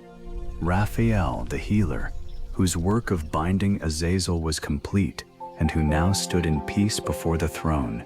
Uriel, the guide, who had brought Enoch to this place and now stood beside him, steadying him, strengthening him, reminding him to breathe. And Enoch fell to his face. He could not stand. No mortal can stand in the presence of the Ancient of Days. His knees buckled, his body shook, his spirit quaked within him. He pressed his face against the floor of heaven, which was not a floor at all, but a sea of glass like crystal, clear as ice, smooth as water, reflecting the glory of the throne above it. And then, through the blaze of light, through the roar of the angelic chorus, through the shaking of the foundations of heaven, Enoch saw something, or rather, someone, beside the throne. At the right hand of the Ancient of Days, there was another figure, Hitihuan's Machen. This figure was not an angel. He was not one of the seraphim or the cherubim or the Ophanim. He was not one of the archangels. He was something else, something more, something that Enoch could not categorize or understand. He looked like a man, but he was not a man. His face was like the appearance of a human face, but it was full of grace and truth and glory. His eyes were like flames of fire. His hair was like wool, as white as snow, just like the Ancient of Days. His voice, when he spoke, was like the sound of many waters, like the roar of a waterfall, like the crash of the ocean against the rocks. And yet, there was a gentleness about him, a tenderness, a compassion. Enoch could see it in the way he looked upon the angels, in the way he turned his gaze upon creation, in the way he seemed to be waiting patiently for something that was yet to happen, something that had been planned from the beginning, something that would change everything. Enoch turned to Uriel, the angel who had guided him through so many mysteries, and he asked, his voice trembling, barely a whisper, "Who is this? Who is this figure who sits at the right hand of the Ancient of Days? Who is this one who looks like a man but shines like the sun? Who is this one who commands the respect of the archangels and the worship of the seraphim? And from where has he come?" And Uriel answered, and his answer was the most important revelation Enoch had ever received, the revelation that would change everything, the revelation that would echo through the ages until the end of time. This is the Son of Man, the Son of Man, the one who has righteousness, the one with whom righteousness dwells, the one who reveals all the treasures of that which is hidden, the one who was chosen before the foundation of the world, the one who was hidden from the beginning, the one whose name was written in the book of life before the first star was ignited. For the Lord of Spirits has chosen him, and his portion before the Lord of Spirits has surpassed everything in uprightness forever. He is the chosen one, the anointed one, the Messiah, the Christ, the one through whom all things were made, the one for whom all things exist, the one who will bring all things to their appointed end. And Uriel continued, "This Son of Man whom you have seen, Enoch, shall do great things, terrible things, wonderful things. He shall raise up the kings and the mighty from their couches. On the day of judgment, when his power is revealed, no ruler will be able to remain on his throne. No king will be able to resist his authority. No emperor will be able to hide from his face. They will rise from their beds of ease, from their palaces of gold, from their fortresses of stone, and they will stand before him, and he will judge them. He shall loosen the reins of the strong, those who think they are powerful, those who have oppressed the weak, those who have accumulated wealth by injustice, those who have shed innocent blood. They will find that their strength is nothing before him. The reins that they use to control others will be torn from their hands. They will be exposed as the weak, pathetic creatures they always were. He shall break the teeth of the sinners, the ones who have torn the flesh of the innocent with their greed and their violence, the ones who have consumed the poor like bread, the ones who have built their empires on the bones of the oppressed. Their teeth will be broken, their power to harm will be taken away. They will be rendered harmless, impotent, defeated. He shall put down the kings from their thrones and from their kingdoms, the dynasties that have lasted for centuries, the empires that span continents, the rulers who thought they were untouchable. All of them will fall before the Son of Man. Not one throne will remain standing, not one crown will remain upon a head, not one scepter will remain in a hand. He alone will rule, he alone will reign. He alone will be King of kings and Lord of lords, and they shall be driven from his presence. They shall be cast into darkness. They shall be destroyed, not annihilated, for the soul is eternal, but destroyed in the sense that everything they built, everything they valued, everything they trusted in will be taken away. They will be left with nothing but the burning shame of their rebellion and the certain knowledge of their judgment. But Uriel was not finished. The revelation was not only of judgment, it was also of mercy, it was also of hope, it was also of salvation. For the Son of Man is not only a judge, he is also a savior. For the chosen ones, Uriel said, for the righteous, for those who have waited for the Lord, for those who have kept the faith through every trial and every tribulation and every persecution, for those who have not bowed the knee to the false gods of this world, for those who have washed their robes and made them white in the blood of the Lamb. For these, the Son of Man shall be a staff on which to lean, so they shall not fall. When their legs are weary from the journey, he will support them. When their strength is failing, he will hold them up. When they stumble on the rocky path, he will catch them before they hit the ground. He is the good shepherd, and his staff is a comfort to his sheep. He shall be a light to the Gentiles, not just to the chosen people, not just to the descendants of Abraham, but to every nation and every tribe and every language. The nations that walked in darkness will see a great light. Those who lived in the land of the shadow of death, upon them a light has dawned.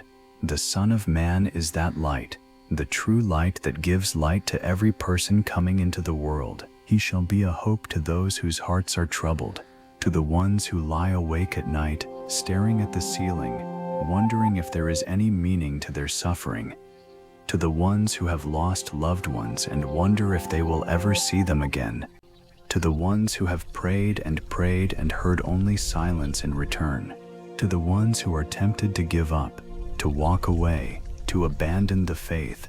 He is their hope. He is the anchor of their souls, firm and secure, and all who dwell upon the earth shall fall down and worship before him, not because they are forced, not because they fear punishment, but because they cannot help themselves. His glory will be so overwhelming, his beauty so captivating, his love so irresistible, that every knee will bow and every tongue will confess that he is Lord. They shall bless and glorify and sing praises to the name of the Lord of spirits. The worship that was stolen by the watchers will be returned. The praise that was given to false gods will be redirected. The honor that was given to kings and emperors and conquerors will be laid at the feet of the only one who deserves it. For this Son of Man was chosen and hidden before the world was created, before the foundation of the earth, before the first atom was formed, before the first photon of light sped across the void, before time itself began. The Son of Man existed in the presence of the Lord of spirits. He was with God in the beginning. Through him all things were made. Without him nothing was made that has been made, and his glory shall endure forever and ever. Kingdoms rise and kingdoms fall. Empires expand and empires collapse. Philosophies come and philosophies go. But the Son of Man remains the same yesterday, today, and forever. His throne will never be shaken. His kingdom will never end. His glory will never fade. And Enoch understood, this was the one. This was the Messiah. This was the Christ. This was the Lord Jesus, seen centuries before his birth in Bethlehem. This was the Son of Man who would come on the clouds of heaven, as the prophet Daniel would later see. This was the Word who was with God in the beginning, as the Apostle John would later write. This was the Lamb who was slain before the foundation of the world, as the Apostle Peter would later teach. Enoch saw the one whom we worship. He saw his face, though veiled in glory. He heard his voice, though it sounded like many waters. He witnessed his majesty, though it was too great for his mortal frame to fully comprehend. And he recorded it all for us. And this is why the book of Enoch was suppressed. This is why the church fathers feared it and the councils rejected it. Not because it was false, but because it was too powerful. Because it proved, beyond any doubt, that the revelation of Christ was not an accident. It was not a new teaching invented by fishermen in the first century. It was not a mythology borrowed from pagan mystery cults. It was the plan from the very beginning, hidden in the heart of God before time began, whispered to his prophets through the ages, fulfilled in the fullness of time, when the Word became flesh and dwelt among us, and now revealed to us in this ancient text that the church tried to bury but could not destroy, the Son of Man, the one who sits at the right hand of the Ancient of Days, the one who will judge the living and the dead, the one who will make all things new. He is the center of history. He is the meaning of existence.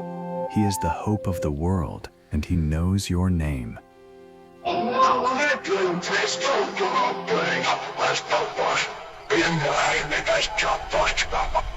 The words of a father who will soon leave this world. The words of a man who has walked with God for 365 years and now must walk into his embrace. He gathers his sons and his daughters and his grandchildren around him. Methuselah is there, the oldest man who will ever live, the one whose name means when he dies it shall come. Lamech is there, the grandson of Enoch, the father of Noah, and little Noah himself may have been there, a boy with bright eyes and a curious spirit, listening to his great-grandfather speak of things no other human had ever seen, and Enoch speaks to them in the love of a father, in the love that God has placed in his heart. He speaks of wisdom, the wisdom that comes from above, the wisdom that the angels possess, the wisdom that the watchers lost when they abandoned their first estate, the wisdom that is found only in the fear of the Lord. The fear of the Lord is the beginning of wisdom, Enoch tells them, not a fear that makes you run and hide, not a terror that makes you cower in the darkness, but a holy fear, a reverent awe, a recognition of who God is and who you are in comparison. When you understand that He is the Creator and you are the creature, that He is infinite and you are finite, that He is holy and you are sinful, then you have taken the first step on the path of wisdom, and that path leads to life. He speaks of righteousness, the righteousness that is not earned but received, the righteousness that comes from faith, the righteousness that Abraham had when he believed the promise, the righteousness that Noah had when he built the ark, the righteousness that is a gift of grace, not a reward for good behavior. You cannot make yourself righteous, Enoch tells them. Only the Lord of spirits can make you righteous. Only the Son of Man can clothe you in His own righteousness. Trust in Him, rely on Him, and His righteousness will be yours. He speaks of judgment, the judgment that is coming upon the wicked, the judgment that no one can escape, the judgment that is as certain as the rising of the sun. I have seen it, Enoch tells them. I have seen the throne of fire. I have seen the books that will be opened. I have seen the Son of Man take his seat as judge, and I tell you, there is no hiding from that day. There is no excuse that will be accepted. There is no defense that will succeed. Only those who have trusted in the mercy of God will stand on that day. And he speaks of mercy, the mercy that God extends to all who turn to Him, the mercy that is new every morning, the mercy that endures forever, the mercy that is higher than the heavens and deeper than the sea and wider than the universe. God does not desire the death of the wicked. He desires that they turn from their ways and live. He is patient with you, not wanting anyone to perish, but everyone to come to repentance. My children, Enoch says, his voice breaking with emotion, I speak to you in the love of a father, in the love that God has placed in my heart. Walk in righteousness, walk in truth, walk in the light. Do not trust in your wealth, for wealth can be stolen or destroyed or lost in a moment. Do not trust in your strength, for strength fades with age and sickness and time. Do not trust in your wisdom, for wisdom apart from God is foolishness. Trust only in the Lord, for He is the one who made you. He is the one who sustains you. He is the one who will receive you when your days on earth are done. I have seen the end of all things. I have seen the judgment of the wicked, the lake of fire, the outer darkness, the place where the worm does not die and the fire is not quenched. I have seen it, and I warn you with all the love in my heart. Flee from the wrath to come.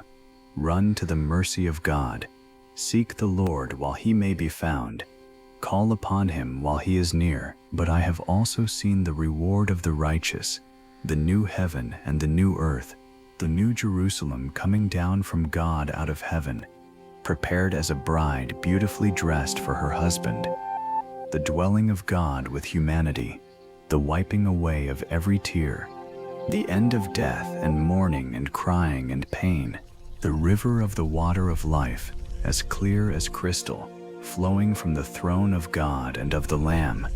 The tree of life on either side of the river, bearing 12 crops of fruit, yielding its fruit every month. And the leaves of the tree are for the healing of the nations. I have seen it, Enoch whispers. I have seen it all, and I tell you, the way of the Lord is good. His yoke is easy, his burden is light. Take it upon yourselves.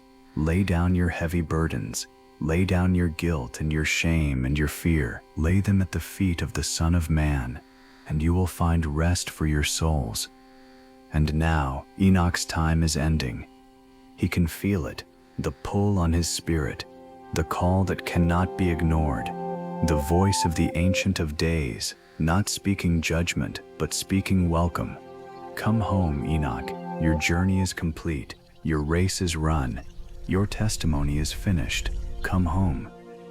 And Enoch looks at his family, at Methuselah, his son, who will live longer than any other human being, who will see the flood that Enoch prophesied.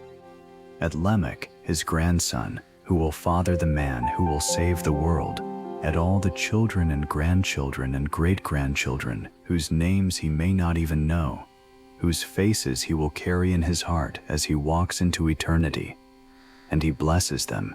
He lifts his hands, those old hands that have written the words of the Most High, those hands that have touched the heavenly tablets, those hands that have been washed in the light of the throne room, and he speaks a blessing over his children, a blessing that echoes through the ages, a blessing that reaches us tonight, across the vast gulf of time, across the flood and the patriarchs and the exodus and the kings and the prophets and the exile and the return and the cross and the resurrection.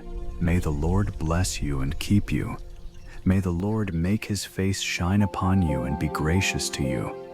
May the Lord lift up his countenance upon you and give you peace. And then Enoch turns away from his family. He turns toward the light that has begun to shine in the eastern sky. It is not the sun rising. The sun rises through the fourth gate, and Enoch knows its schedule perfectly.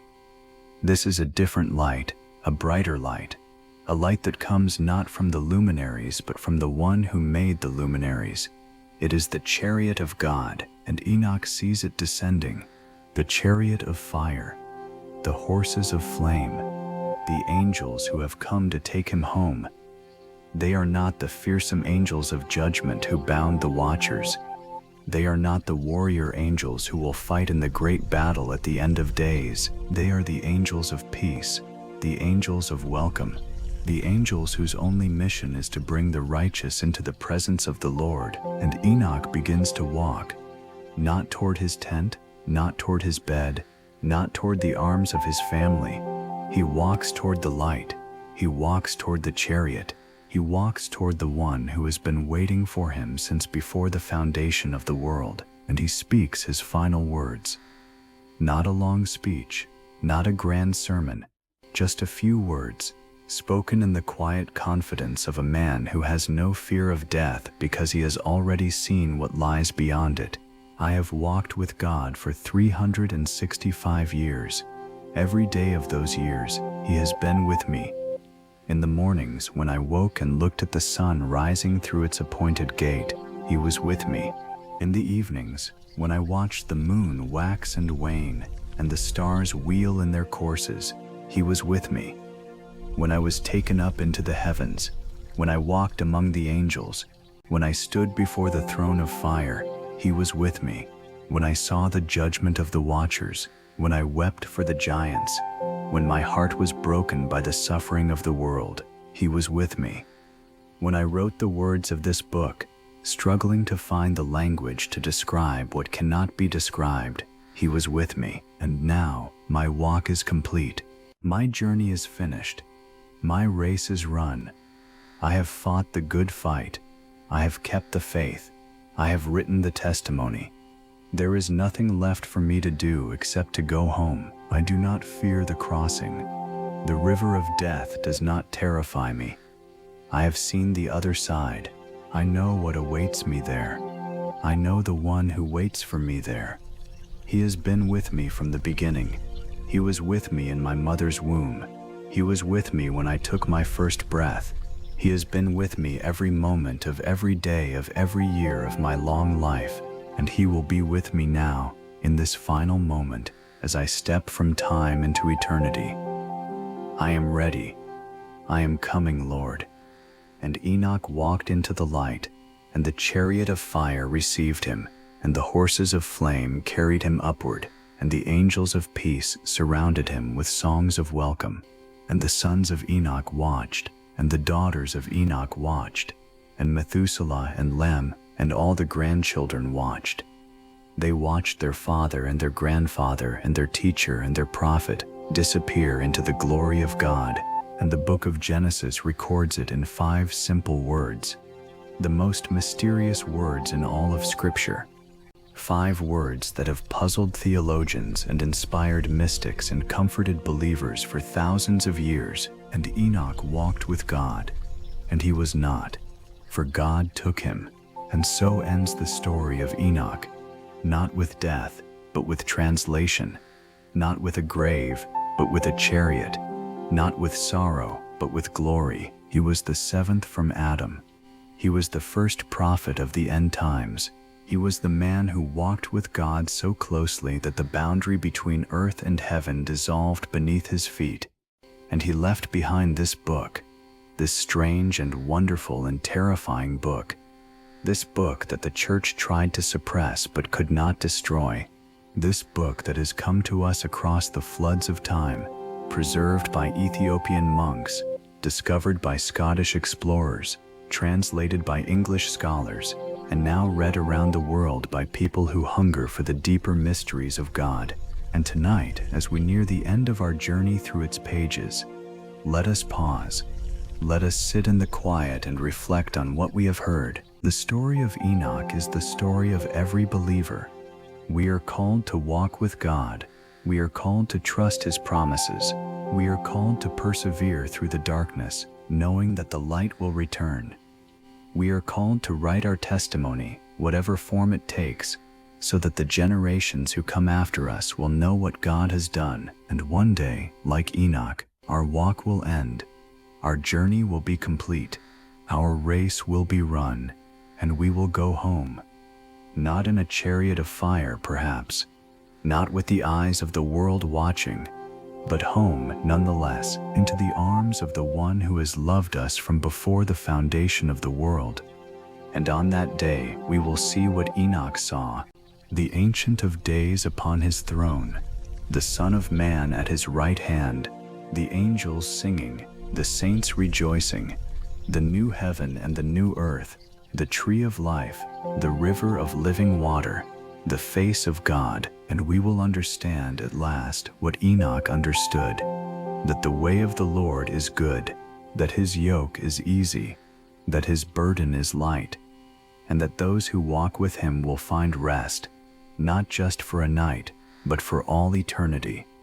Let the peace of Enoch settle upon you now, the peace of a man who saw the worst and the best of what is to come, and chose to trust in God through it all. Breathe in that peace, the peace that comes from knowing that the end of the story has already been written, the peace that comes from knowing that the Lamb who was slain has already conquered, the peace that comes from knowing that the Son of Man sits upon the throne and nothing can remove Him. Breathe out your struggles, your questions, your doubts, your fears. They are safe with Him. He knows them already. He has numbered them and measured them and weighed them in His hands. And He has promised that they will not last. They are temporary. They are passing away. They are the shadows that flee when the sun rises. Sleep now. Sleep in the arms of the shepherd. Sleep in the hope of the resurrection. Sleep in the promise of the new creation. You are safe. You are held. You are loved. Chapter 6. The Epilogue. Peace for the sleeper. The Epilogue. Peace for the sleeper. The final blessing. You have traveled far tonight, further than most people travel in a lifetime. You have walked with Enoch through the halls of heaven. You have stood beside him as he witnessed the fall of the Watchers, those 200 angels who abandoned their posts and descended upon Mount Hermon. With desire in their hearts and rebellion on their lips, you have seen them take wives from among the daughters of men and teach them the forbidden arts. You have seen the birth of the Nephilim giants, those monsters of flesh and spirit who devoured the world and filled it with violence until the earth itself cried out for justice. You have watched the judgment fall, the archangels descending with chains and fire, binding Azazel in the darkness of Dudael, casting Semisa and his followers into the valleys of the earth, sending the flood to cleanse the world of the corruption that had been wrought upon it. You have walked among the luminaries, tracing the paths of the sun through its 6 gates in the east and its 6 gates in the west, watching the moon wax and wane in its perfect cycles, hearing the music of the stars as they sing their eternal song of praise to their Creator. You have seen the dream visions, the entire sweep of human history from Adam to the new creation, from the first bull that came forth from the earth to the Lamb who was slain and rose again. You have stood before the throne of the Ancient of Days, surrounded by the seraphim and the cherubim and the Ophanim, the thousands upon thousands of angels singing Holy, Holy, Holy. You have seen the Son of Man seated at the right hand of the Father, the one who was chosen before the foundation of the world, the one who will judge the living and the dead, the one who will make all things new. All of this you have seen. All of this you have heard. All of this has entered your mind and your heart and your spirit through the ancient words of Enoch, the 7th from Adam, the man who walked with God and was not, for God took him. And now, dear listener, the journey is complete. The story has been told. The vision has been shared. There is nothing left to reveal, nothing left to explain, nothing left to do. Now it is time to rest. The come to learn to log. Close your eyes if they are not already closed. Let the weight of your body sink into the surface beneath you, whatever that surface may be. A bed, a couch, a chair, the floor, the earth itself, if you are lying under the stars that Enoch once walked among. Feel the support that is holding you up. Feel the gravity that is anchoring you to the ground. Feel the steadiness of the world beneath you, the world that was created by the same God who revealed himself to Enoch, the world that is held in its orbit by the same laws that govern the sun and the moon and the stars. You do not need to hold yourself up right now. You do not need to maintain your posture or keep your guard or stay alert for danger. You can let go.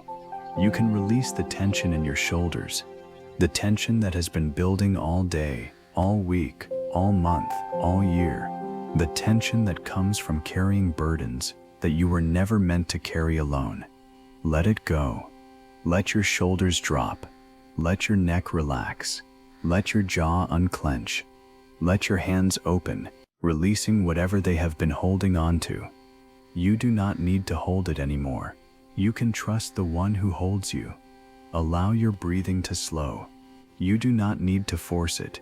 You do not need to count or measure or control. Just observe it.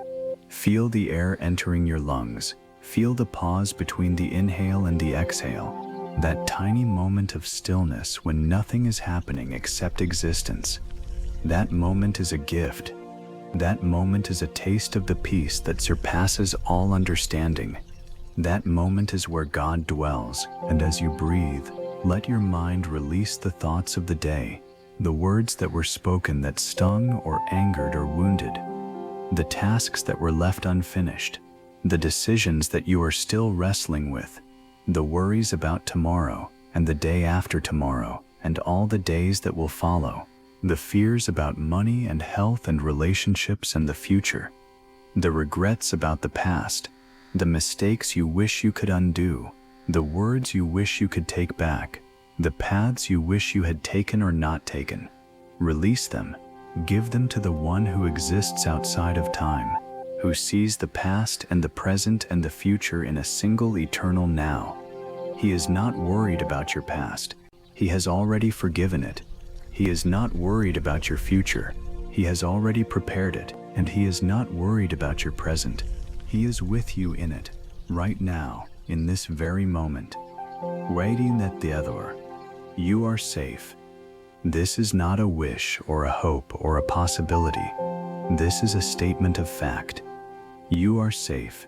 In this moment, in this place, in this time, you are safe. The dangers that you fear, the threats that keep you awake at night, the anxieties that gnaw at the edges of your mind, none of them are present right now. They are memories of the past or projections of the future. But right now, in this eternal present, you are safe.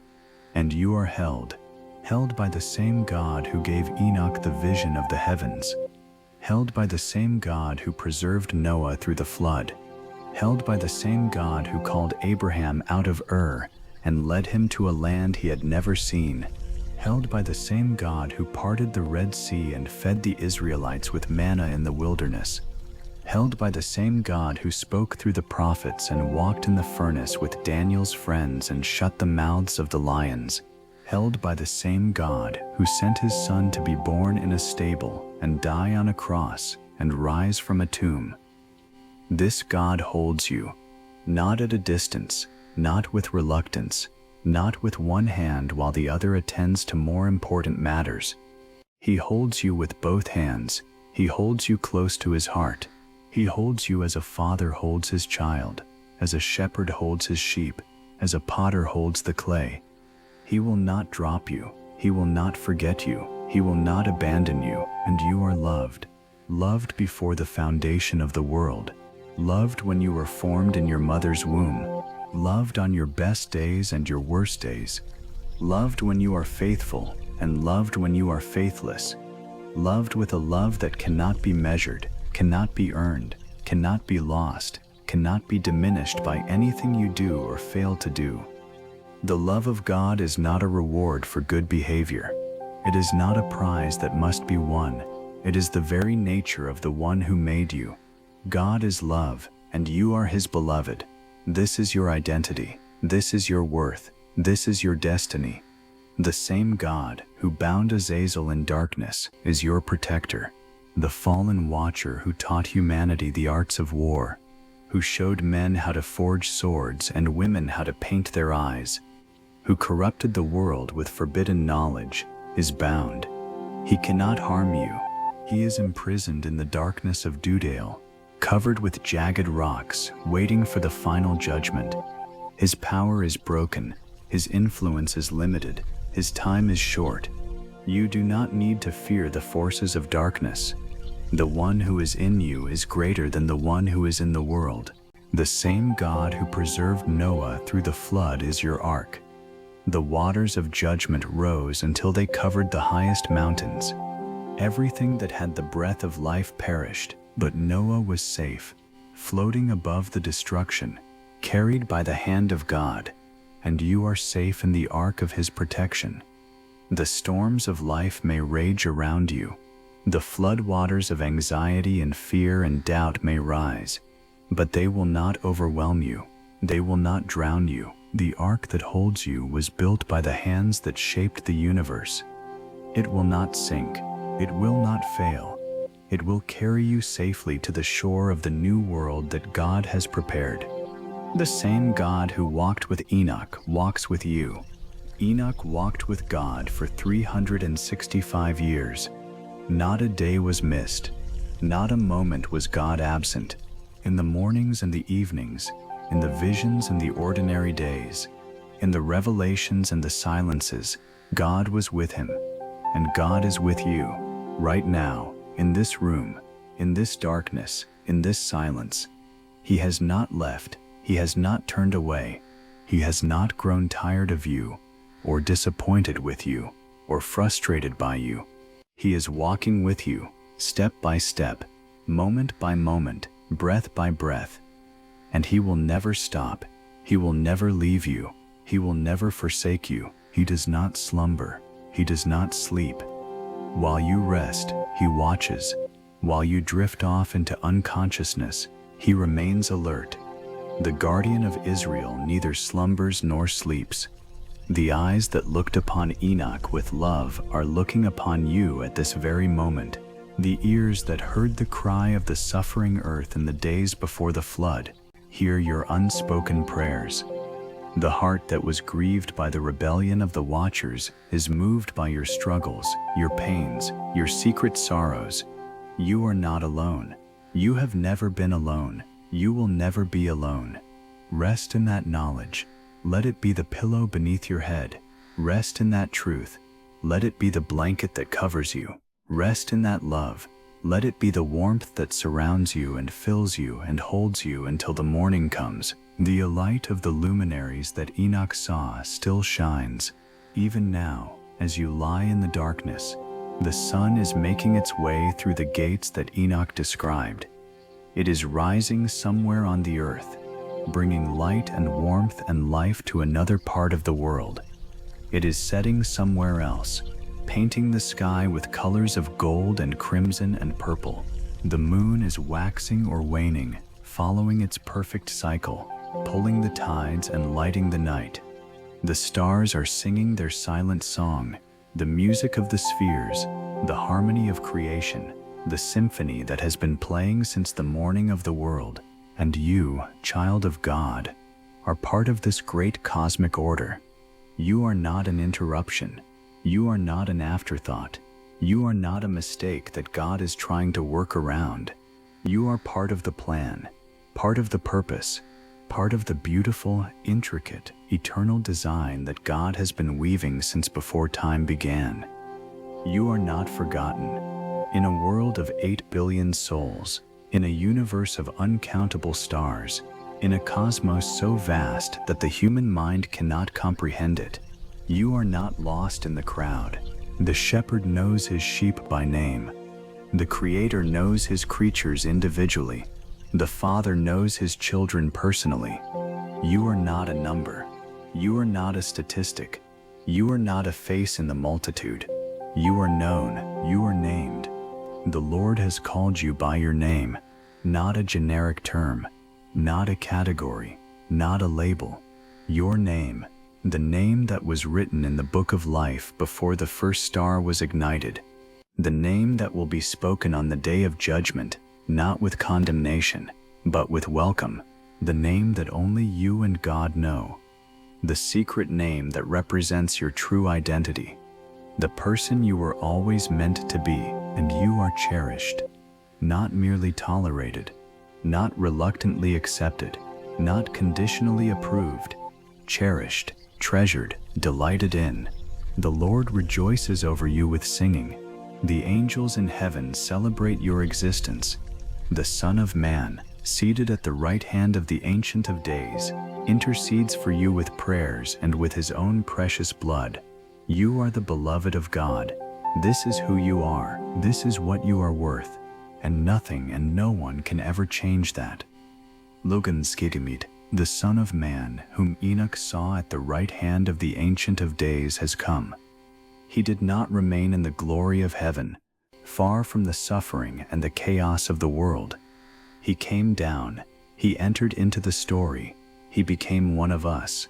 He was born as a baby, helpless and small, dependent on a human mother for milk and warmth and protection. He grew up in a village called Nazareth, learning to walk and talk and read and work with his hands. He knew hunger and thirst and exhaustion and pain. He knew friendship and betrayal and love and grief. He experienced everything that it means to be human, except for sin. He has lived among us.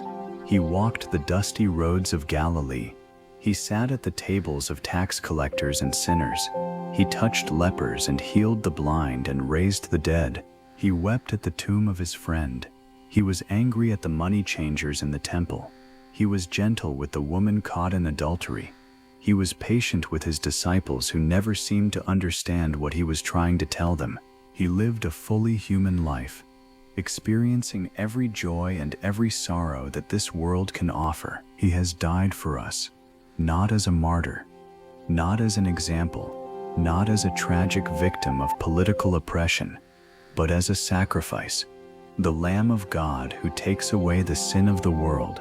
On that cross, on that hill outside Jerusalem, in that moment of darkness and agony, he took upon himself all the sin that had ever been committed and all the sin that would ever be committed.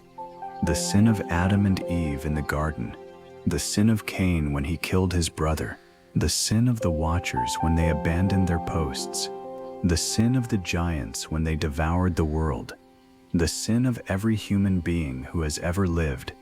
Your sin, my sin, all of it. He carried it. He bore the punishment.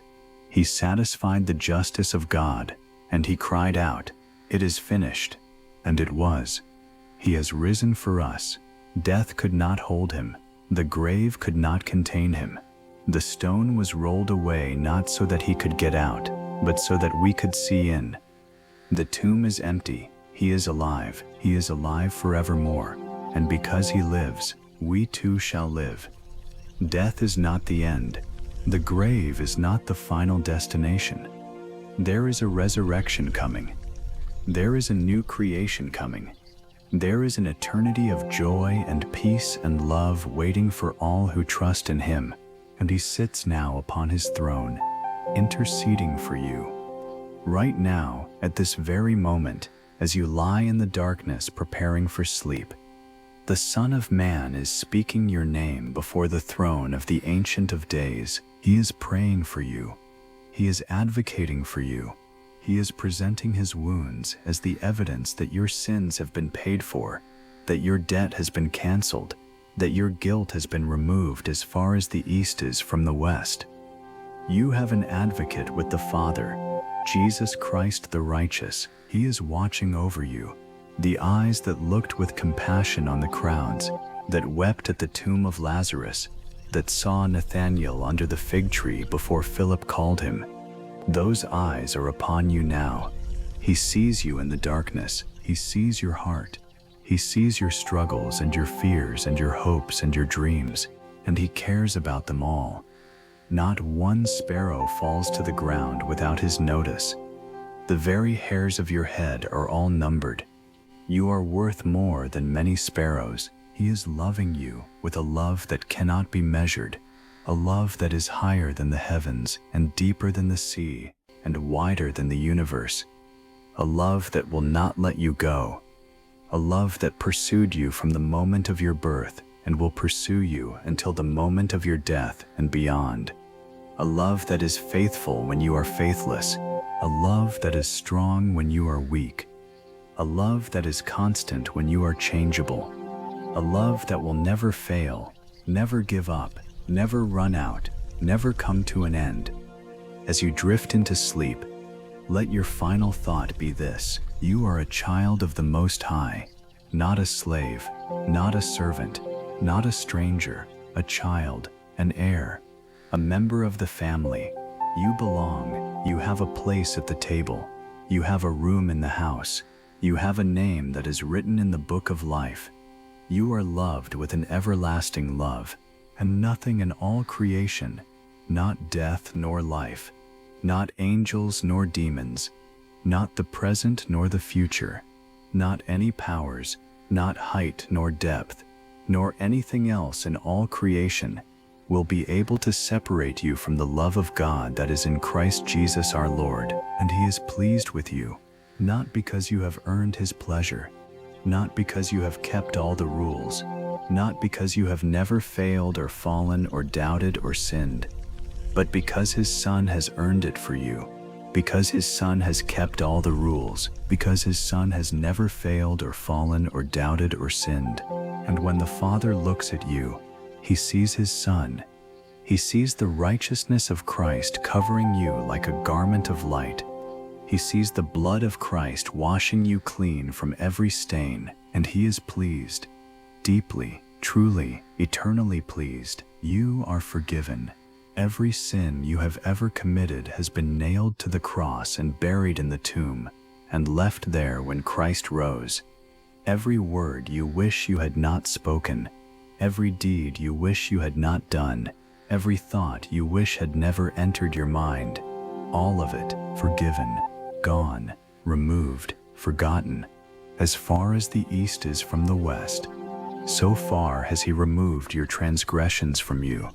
You do not need to carry the weight of guilt anymore. You do not need to punish yourself for the past anymore. You are free. You are free.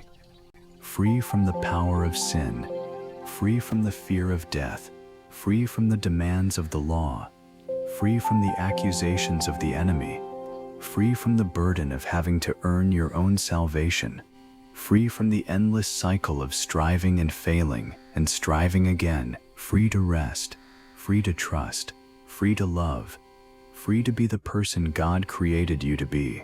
You are his, not the world's, not the devil's, not your own. His, purchased with a price, bought with blood, sealed with the Spirit, kept by his power until the day of redemption. You belong to the Good Shepherd, and no one can snatch you out of his hand. Sleep now. Sleep in the peace that Enoch knew, the peace that carried him through 365 years of walking with God, the peace that sustained him through visions of judgment and revelations of glory, the peace that filled his heart as he stepped into the chariot of fire and was taken home. Sleep in the peace that surpasses all understanding, the peace that the world cannot give and the world cannot take away, the peace that is not dependent on circumstances or feelings or achievements, the peace that flows from the throne of God like a river, clear as crystal, bringing life wherever it goes. Sleep in the peace that guards your heart and your mind in Christ Jesus. A sentry posted at the door of your soul, a watchman on the walls of your spirit, a guardian who will not let the enemies of anxiety and fear and doubt enter. You can rest securely because you are guarded securely. You can sleep peacefully because you are protected perfectly. Good night, beloved child of God. Good night, precious Lamb of the Shepherd. Good night, faithful reader of the ancient words. May the Lord bless you and keep you, now and always. May the Lord make his face shine upon you and be gracious to you. May the Lord lift up his countenance upon you and give you peace. Peace tonight, peace tomorrow, peace for all the days of your life, and peace for all eternity. May the Lord of the Watchers, who judged the fallen angels and cast them into darkness, protect you from every evil. May the Lord of the Luminaries, who set the sun and the moon and the stars in their perfect courses, guide your steps through the darkness and into the light. May the Lord of Enoch, who walked with his prophet for 365 years and then took him home in a chariot of fire, walk with you every day of your life, every step of your journey, every moment of your existence. From this night until your last night, from now until the day when you, like Enoch, will be taken home. Watch over our coming in and our going out, Lord. Watch over our sleeping and our waking. Watch over our living and our dying, from this time forth and forevermore. From this moment until the end of all moments, from this breath until our final breath, when we will see you face to face. Amen and amen. The words of Enoch are complete. The book is closed. The vision is ended. The story is told, but your story continues. Tonight as you sleep, your story continues. Tomorrow when you wake, your story continues. Every day, in every moment, your story continues. And the same God who wrote Enoch's story is writing yours. Every chapter, every page, every word, nothing is wasted, nothing is random. Everything is part of the beautiful, mysterious, glorious story that God is telling through your life, and the final chapter has already been written. It ends not with death, it ends not with judgment, it ends not with sorrow or pain or loss. It ends with resurrection, it ends with glory, it ends with the joy of seeing the face of the one who has loved us from before the foundation of the world. That is your destiny, that is your hope, that is your future. Now sleep. Surrender to the darkness, surrender to the quiet, surrender to the peace that holds you and surrounds you and fills you. You are safe, you are held, you are loved. Sleep.